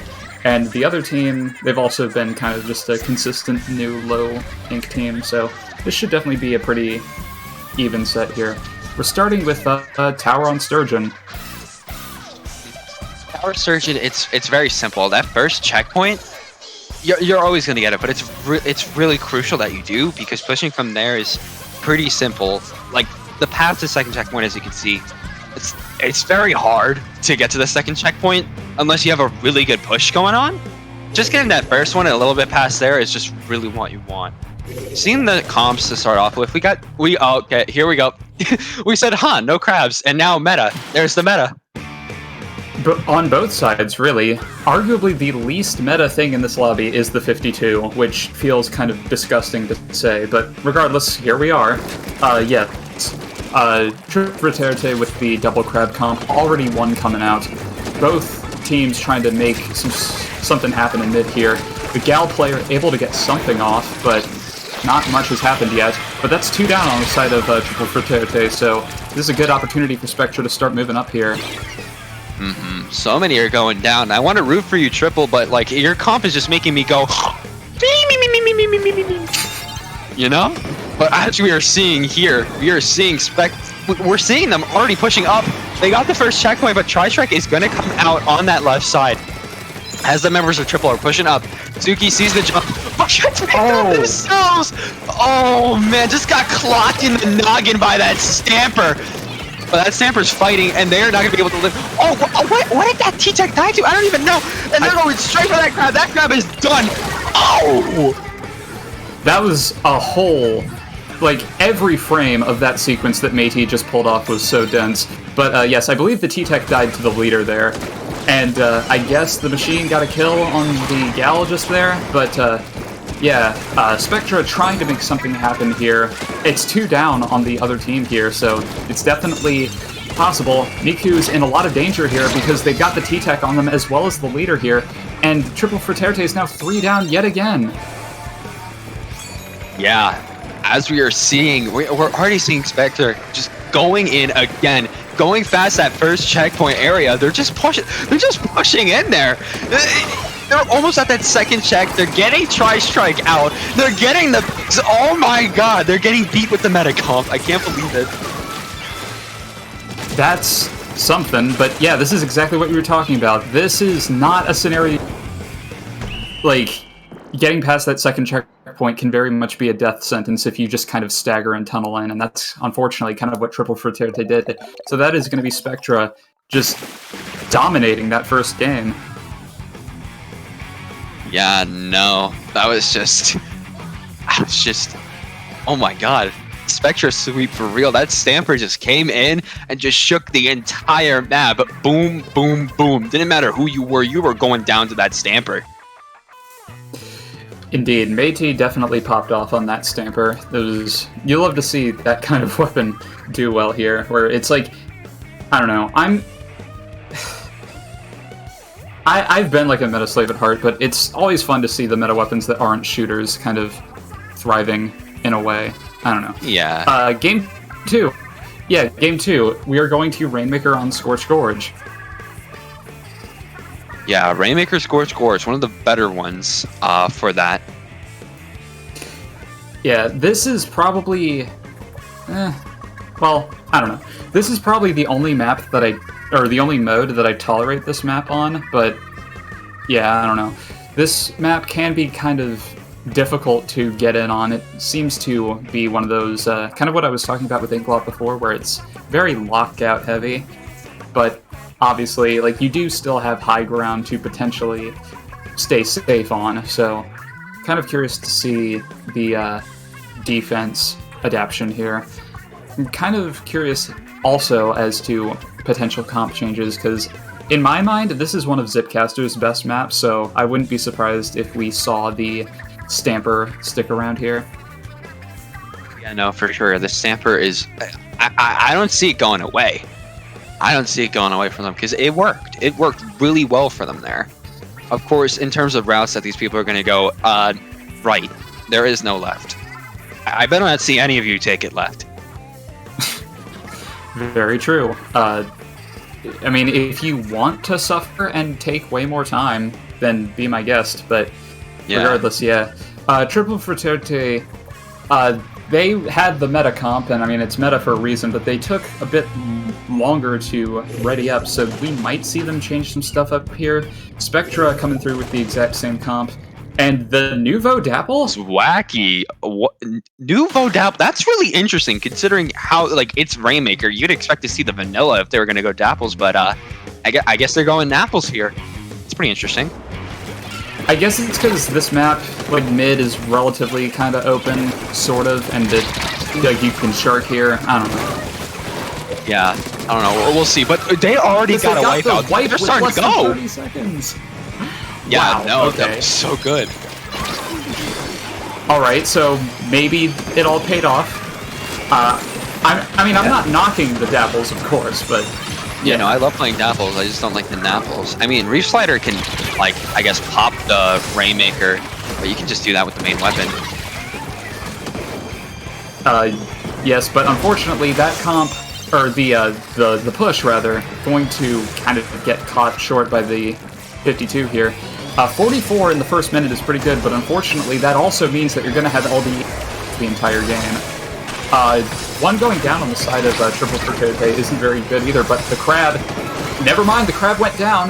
The 52 goes down as well, but Nico's in a good spot to potentially cancel the Rainmaker. They won't get it off though, but still, it's just one left alive on the side of Spectra, so TrippelFritteirte is definitely in a good spot now. Yeah, they're definitely in a good spot as they're pushing up, popping the Crab. Stamper is going to go down here as they're just trying to push up. See the gal on that right side, but the E leader is going to snipe them down. Power just keeping that sniping position. This enemy high ground is so useful for weapons like the leaders. They love that area, and getting that area away from them is what you really need to do for pushes. So since the leader is just going to be up there, it's very hard, but the leader is actually opting to go down here. As we're seeing Denji fighting for their life in the corner there. They're fighting the world right now, but they're able to back up pretty easily here as torpedoes are going to start flying. And the members of Spectre have got to try to find a way in order to pick off the members of Waffles. V-Cracker popping the Crab, kind of getting cut short here. They were in a very solid spot to potentially get something off here. One down on the side of Spectra here. We saw the Reef Slider go in, but they will get punished for that, as you would expect. Niku with a nice shot on the 52 as well. He's in a pretty good spot, and he gets another one there on the Stamper. The Rainmaker knows the leader is there, and they are terrified to push forward. And we see their frontliners coming through, but he's sneaking! Okay, Niku with the extremely clutch snipe there, but Spectra might get popped here. They might try to cheese this. But Buffy able to... Close. Oh my goodness. TrippelFritteirte definitely stepped up their defense in this game. That was extremely well played. Métis here in a very precarious spot. They will get brought down. 2 minutes left in this game, though. It's more than enough time for Spectra to pull something off. But still, I've been very impressed with TrippelFritteirte's gameplay thus far. It's been really good coming out from them here. As we were seeing that gal on that like on the thingy. I'm blanking, but we're already seeing Bruckney coming out with the crab tank, using the lob shots to their advantage, but they gotta watch out for that tri-strike. That's just gonna burst them in an instant. There they go. It's a minute and a half left. Wait, a minute and a half left? Man, we still have a lot of time. Indeed here. There's no leader for TrippelFritteirte, as well as the Dapple's going down, but the Rainmaker goes down to, I presume, a bomb of some kind? I don't know. There's 90 seconds left in the game now. Members of TrippelFritteirte are pretty close to their specials, whereas Spectra just burned all of theirs. V-Cracker able to get a nice pick on the Zipcaster. The Crab getting a clutch pick on another one. And are they able to get Rainmaker? No, but the leader will get them. But that's 2 down for Spectra. But now that's 3 down for TrippelFritteirte. This is really their chance. That's lead.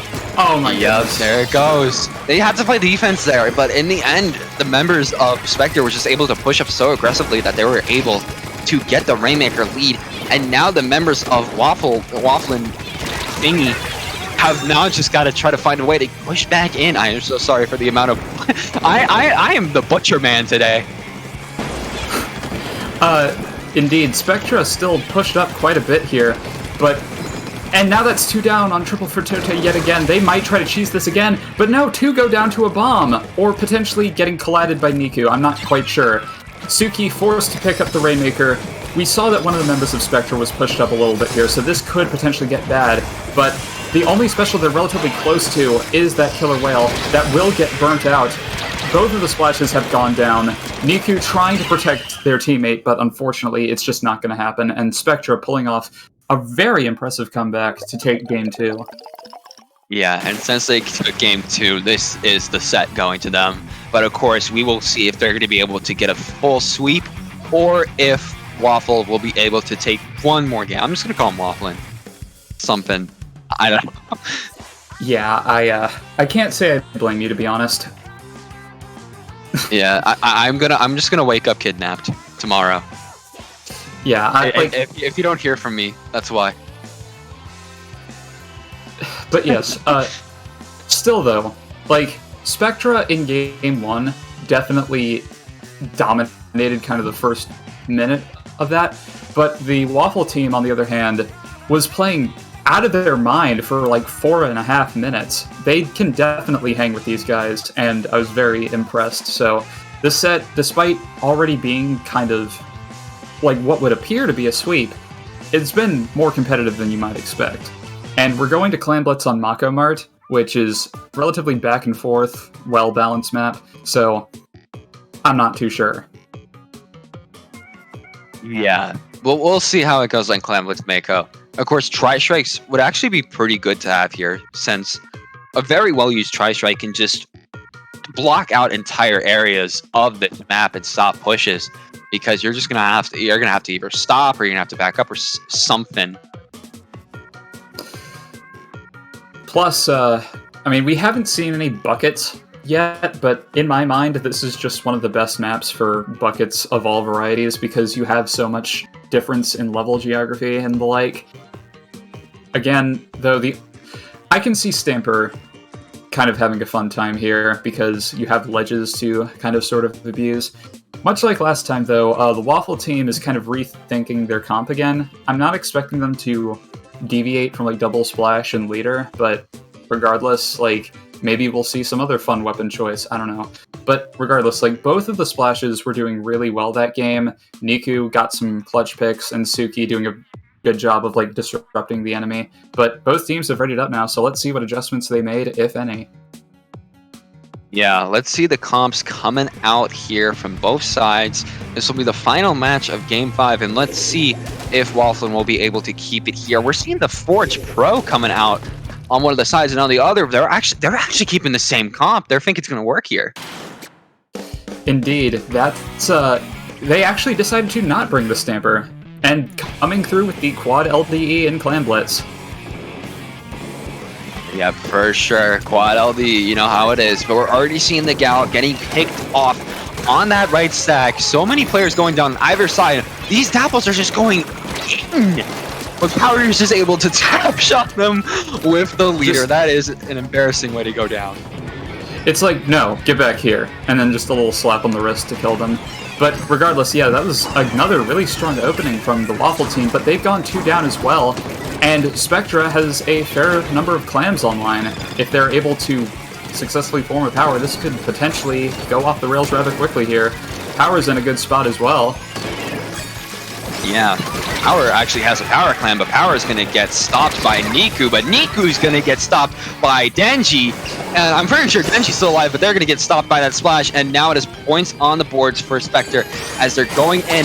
But one of them is able to just sneak in some more clams, getting a power clam in there too.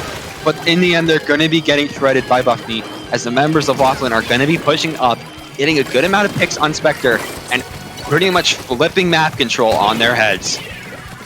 Yeah, the object shredder splashes will definitely give Booyah Bomb weapons a hard time here. But we saw Bruffy kind of peeking the leader and not getting punished for it. That's a very risky scenario to do, so if you're able to live, then that's kind of huge. But we see that, okay, the Reslider getting a double there, that is out of nowhere, but the problem... Okay, well, they have enough climbs to work with, I saw the wrong thing. Métis the only one left alive. They will be burning the Booyah, but it won't stop the push from initiating. Unfortunately, though, Bruffy will not make it out alive. They try to get some more in, and they are getting their pity clam, but they don't have a jump. So now their pity clam is out on the field, and it's just going to be waiting there at their basket. Leader are going to be picked off too. It's not going too well for Wafflin right now. It's about to expire. They got to get their super clam. Oh my goodness, is Oka about to pull something ridiculous here? Oh my god. Let's see the cooking. Let's see what the meal is. They're about to cook. They cook. And... They burnt the kitchen. They blew it up. They blew it up. Okay, sorry. It's just, when you see a sharking weapon say this way, you know something ridiculous is about to happen, but I stand corrected. But still, neither team has that many clams right now. Spectra does have the lead, but it's by no means uncontestable. Suki, unfortunately, kind of overextending, but... Still, at this point, Spectra does have enough clams to do something here. Niku having a hard time, but they are able to live. He's never punished. Oka going down as well. Spectra's gotten through with their penalty. They have the 3 clams, but the Crab able to get a nice pick on Métis, force another jump out. 2 minutes left in this game. It's now time for the Waffle team to start pushing up here. Yeah, the basket going in the favor of Spectre and getting like one more clam in might have actually been in the favor, because now they got their pity back. So they opted to immediately take it, but they had to get him push in if they're going to be able to get that pity clam in for something here. Seeing a crab tank come out on that left stack, but there's somebody trying to go for them. Pretty sure it's a Forge Pro. They're trying to stay safe. There's also the Gal at the bottom there, and they're going to get clipped in the splash wall. Goodness, the 52 gal just does not, like, they're an immovable object, as it were. Métis with the Booyah directly under basket. It's a 2v2 scenario now. Spectra picking up the pity, not really able to get much off of that push, but it does stagger the Waffle team just a little bit more. You've only got a minute left in this game. It's a 3v3 scenario now. Waffle does have the potential to take this game, like, turn it around, but they've gone even in man advantage yet again, even after getting 2 down. Yeah, even after that point, they got 2 down, but it just was not enough. As we were seeing here, Nico's just trying to hold back, but they're going to get picked off by the enemy leader. Oka going down, Métis on that left side trying to fight Buff. There's so much going on. Suki going for a flank on Denji. Are they going to be able to get the pick? Yes, they do. Dapple sweep coming out here as Suki is trying to push up a little bit more.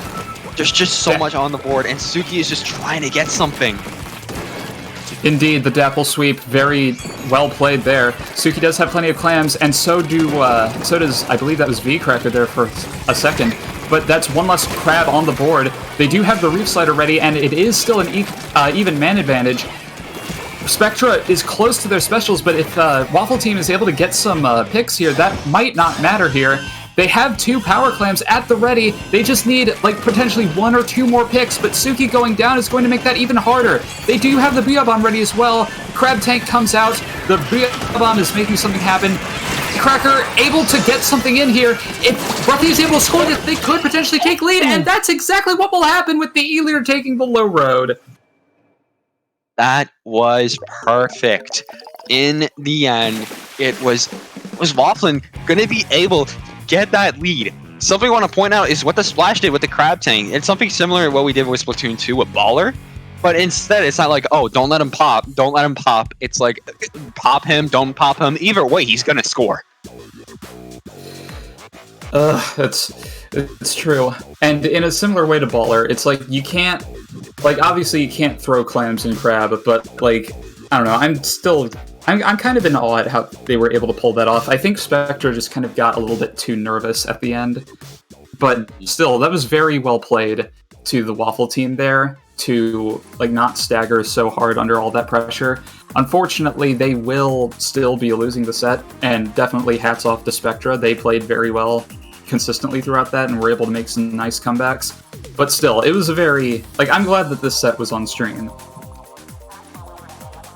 Yeah, I'm glad it was on stream, got to watch it, but we're not done just yet, as, of course, we still have one more round of Swiss to go. So we're going to be going on a short break right now, and once we come back, we're going to be going for the final Swiss round. See you soon.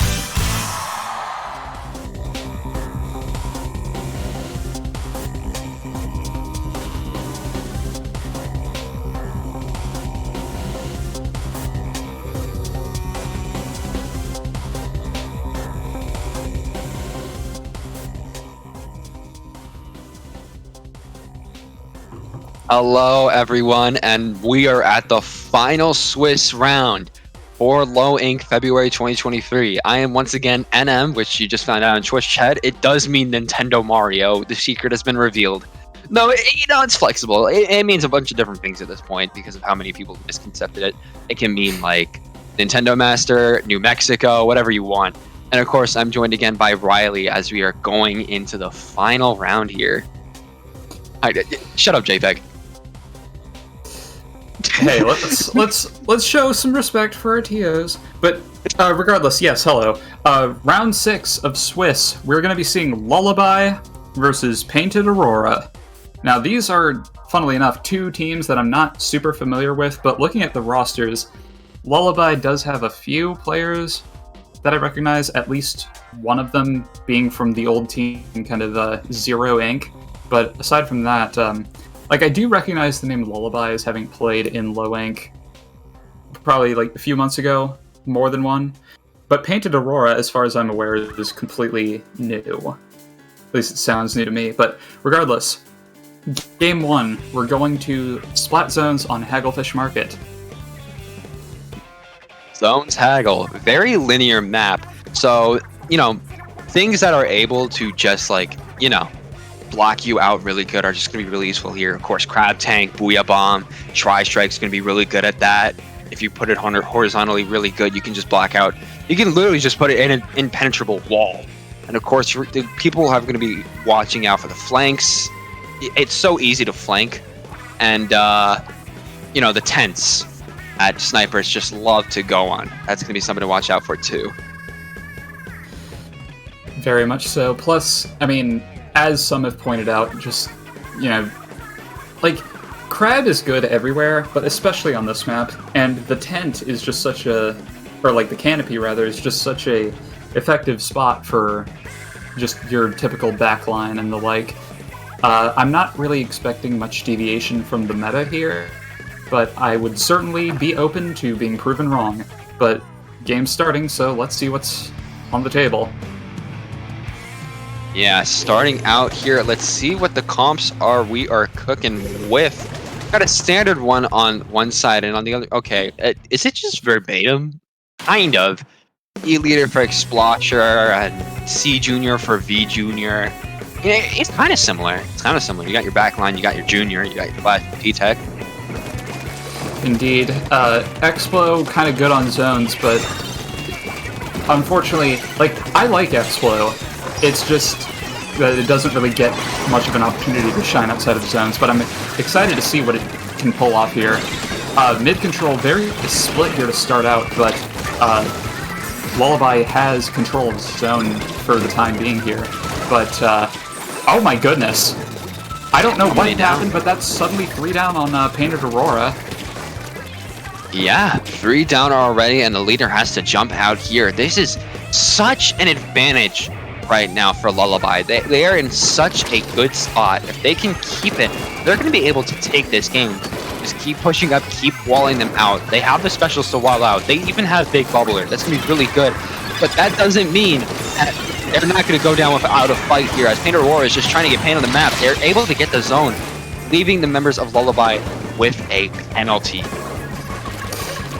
That is kind of a problem, though, because Lullaby had really good control of zone, but they didn't really push up as far as they'd like, so they were basically letting the leader kind of get into a threatening position, and they had the specials to fight back, but Lullaby is almost through with their penalty here. They've only got 40 ticks or so left until the game ends, and Painted Aurora is coming through with their specials yet again, and that brings down 2 for Lullaby as they get pushed back. This is probably going to be Painted Aurora taking back zone. Splash going down is going to help facilitate that. But Painted Aurora went 2 down briefly as well. Sapehill trying to make something happen on the flank, but they will get punished for it. Yeah, they're going to get punished for that as the members of Painted Aurora are just trying to make their way back to that zone, but not for Lullaby to be able to take it back. But here comes a Tri-Strike. Good job at walling out the members of Lullaby here as they had to back up or they tried to, fight and just got a trade as we saw with Junior T-Tech. But they're going to be popping a Tri-Strike here too. And as we are seeing both crabs activated at the same time, They're going to try to fight each other here, but Skyhen definitely has the advantage being on that 10, having that height, as they are just trying to bomb out as much as they can.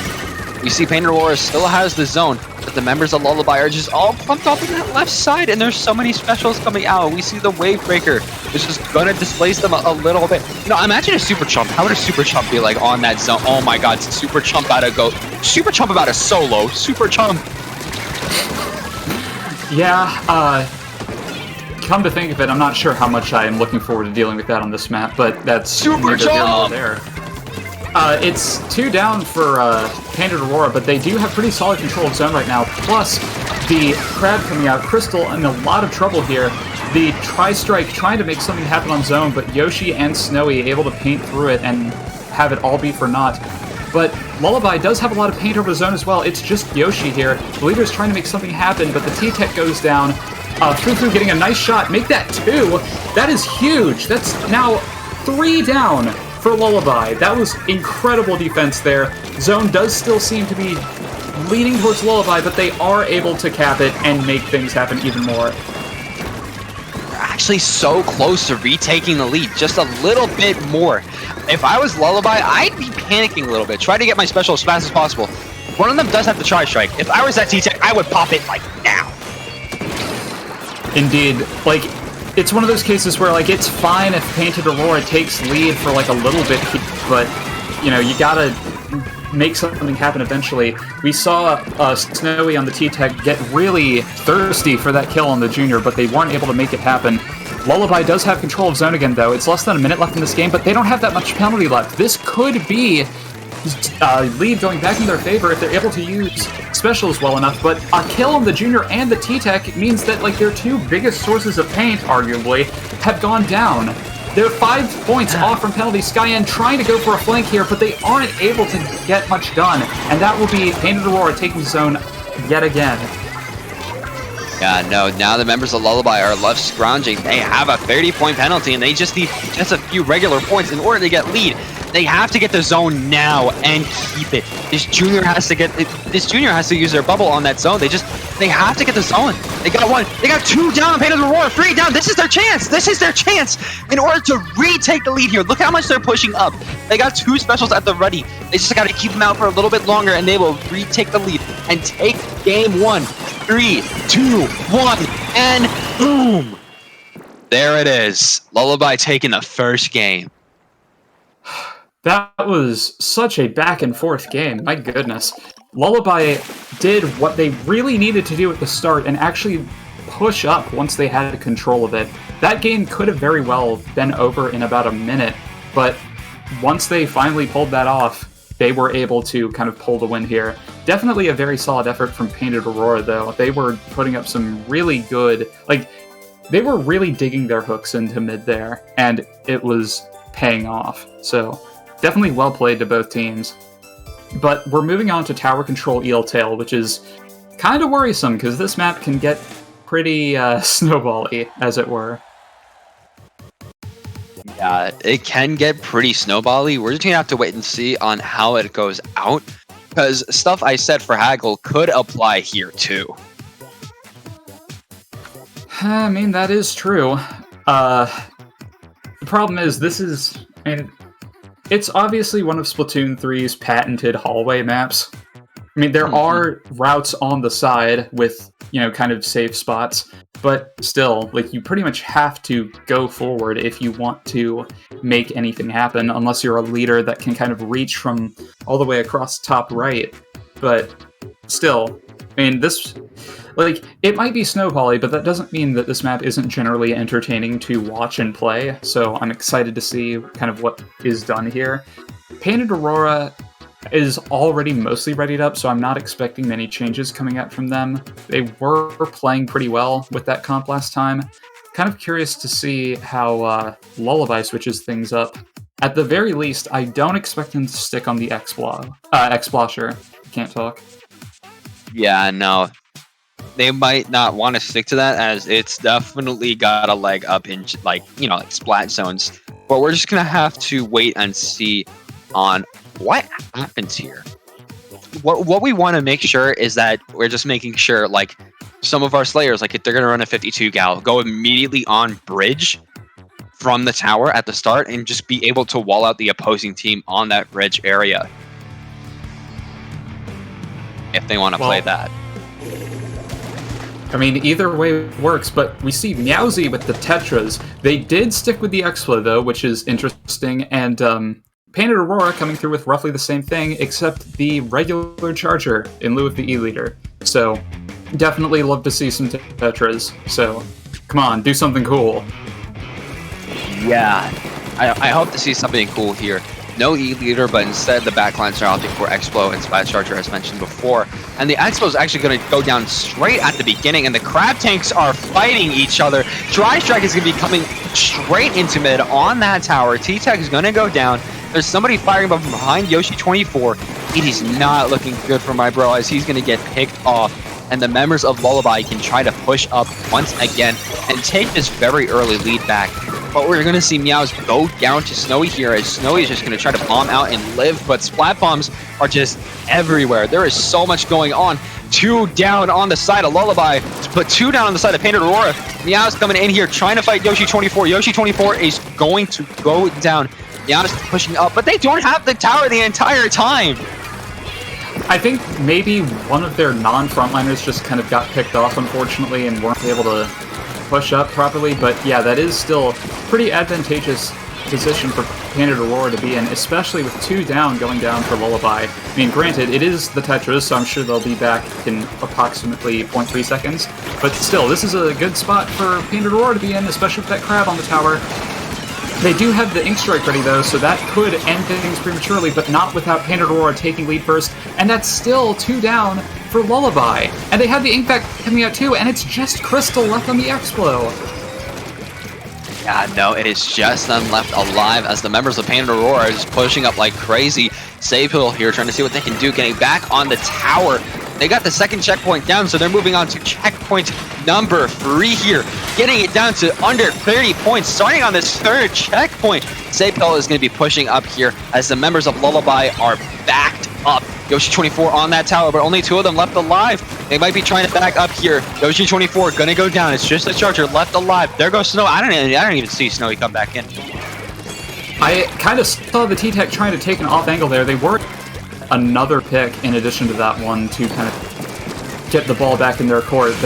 Still, that was very well played. Meowsy going down from the sound of it to like Reslider getting canceled again, kind of unfortunate. But still, Lullaby's in a pretty good spot here. A trade, but that is still 2 down on Painted Aurora. They could make something happen here. Yoshi is in a very susceptible position here.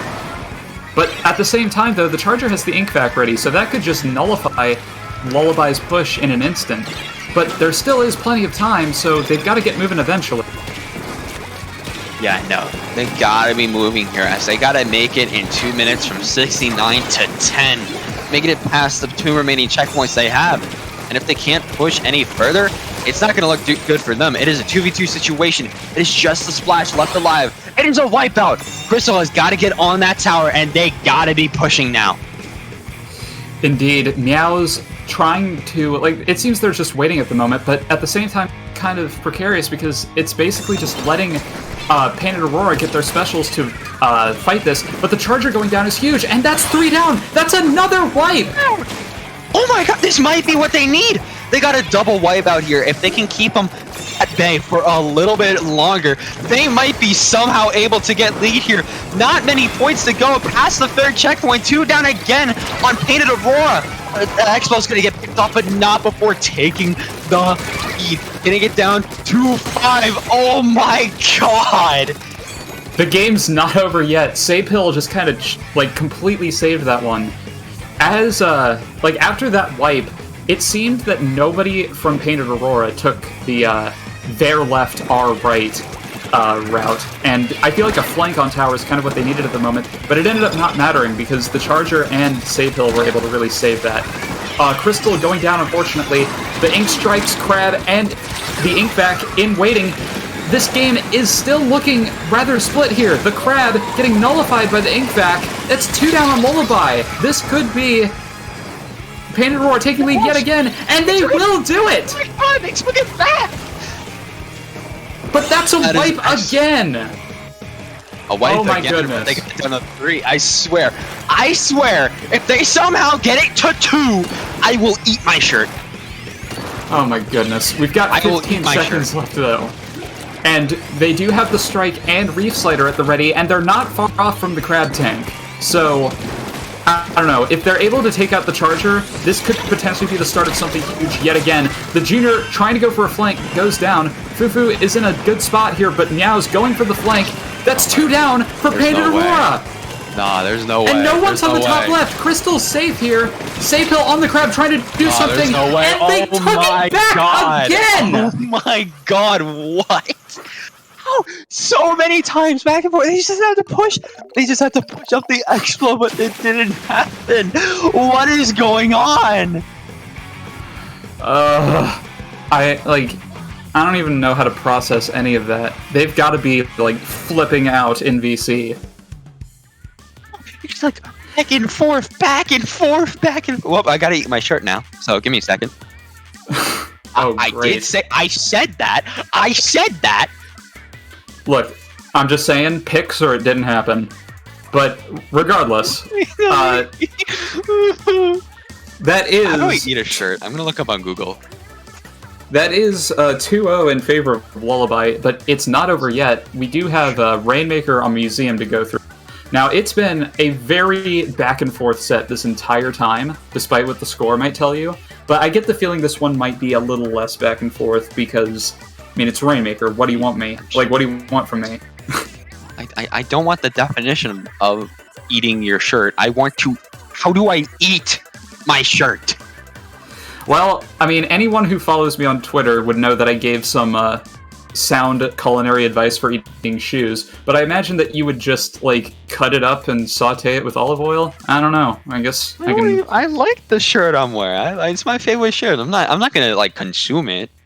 Okay, well, maybe not that one, but, like, another one. I don't know. But, in all jokes about eating clothes aside, 3 members on the side of well, okay, now all of Painted Aurora has readied up. I'm not really expecting them to change their comp at all. JPEG, what do you mean by hashtag shirtgate? What does that mean?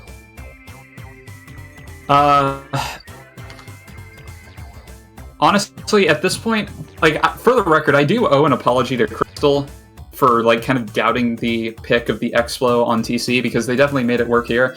At this point, I'm not going to be surprised if they, like, pull it out again here for Rainmaker. I'm not too sure, but I do hope to see the Tetras again, if nothing else. I have, let me find a shirt.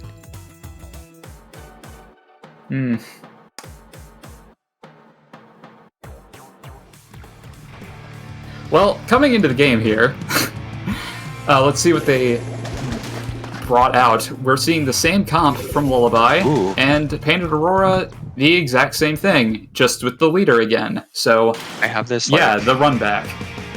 I have this, like, blue shirt, just like standard blue shirt. You can commentate. Come on, man, while you gotta talk about the game. I'm eating my shirt, bro. I don't know about you, dog. Okay, sure. Well, anyway, Fufu getting a nice snipe on the splash to get that out of the way here, and they're probably going to make the jump in mid, and that's 3 down on Lullaby right out the gate. They're already pushing in. Got 2 down on the side of Lullaby. It is really good for Painted Aurora right now. Of course, Lullaby has taken this set, but Painted Aurora does not want to go down so easy, as they're getting it down to 34, but 2 of them are down.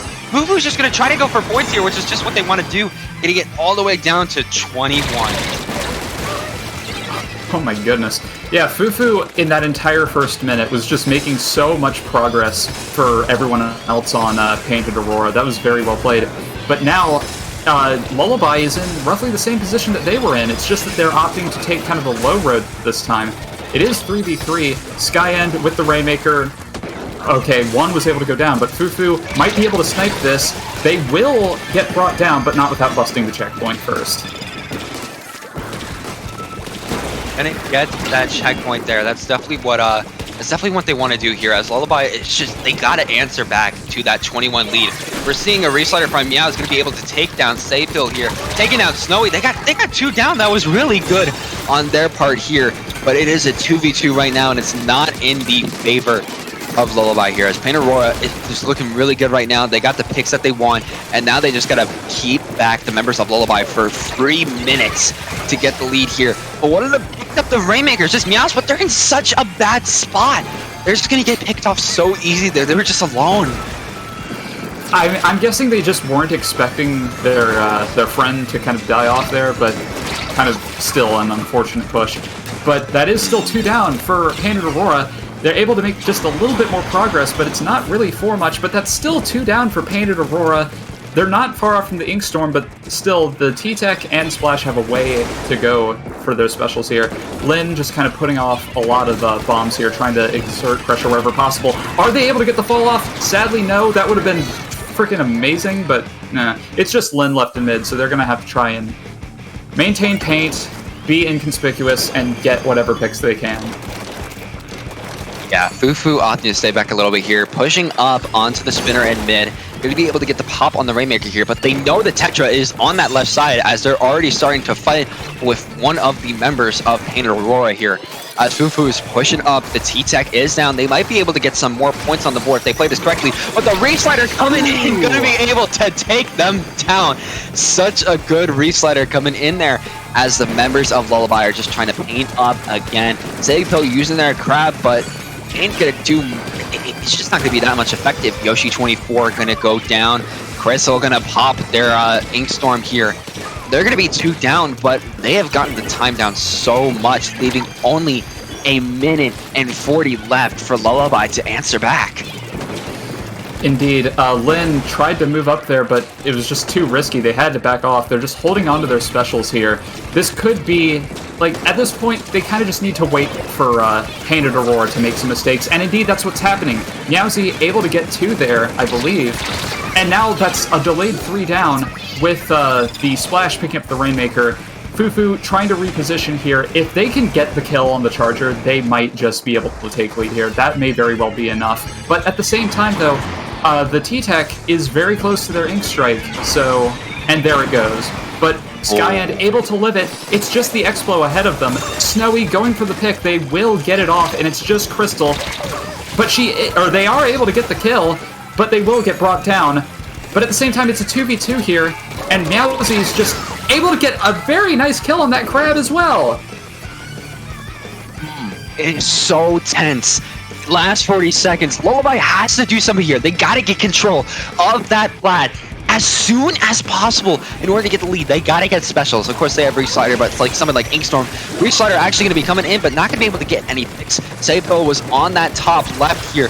As they're actually going to try to go for a flank, it seems. They're just being as silent as possible.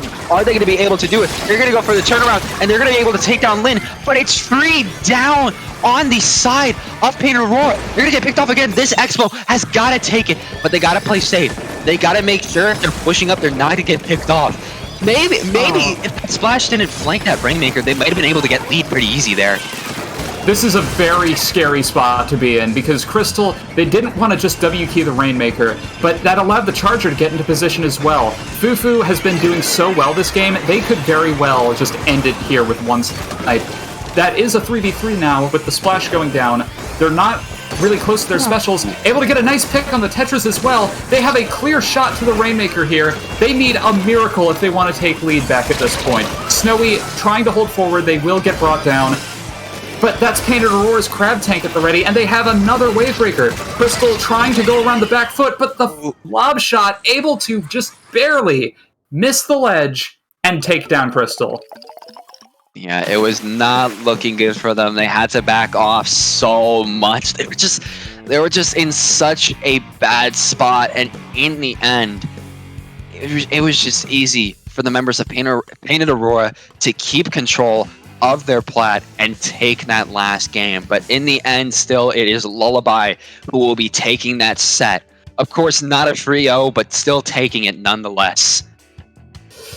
Indeed. They played, like, both of these teams played so well throughout this entire set, to be honest. And, like, it's kind of strange, because in that moment, it felt like Lullaby were playing kind of scared, which is strange, because, like, it arguably mattered more before.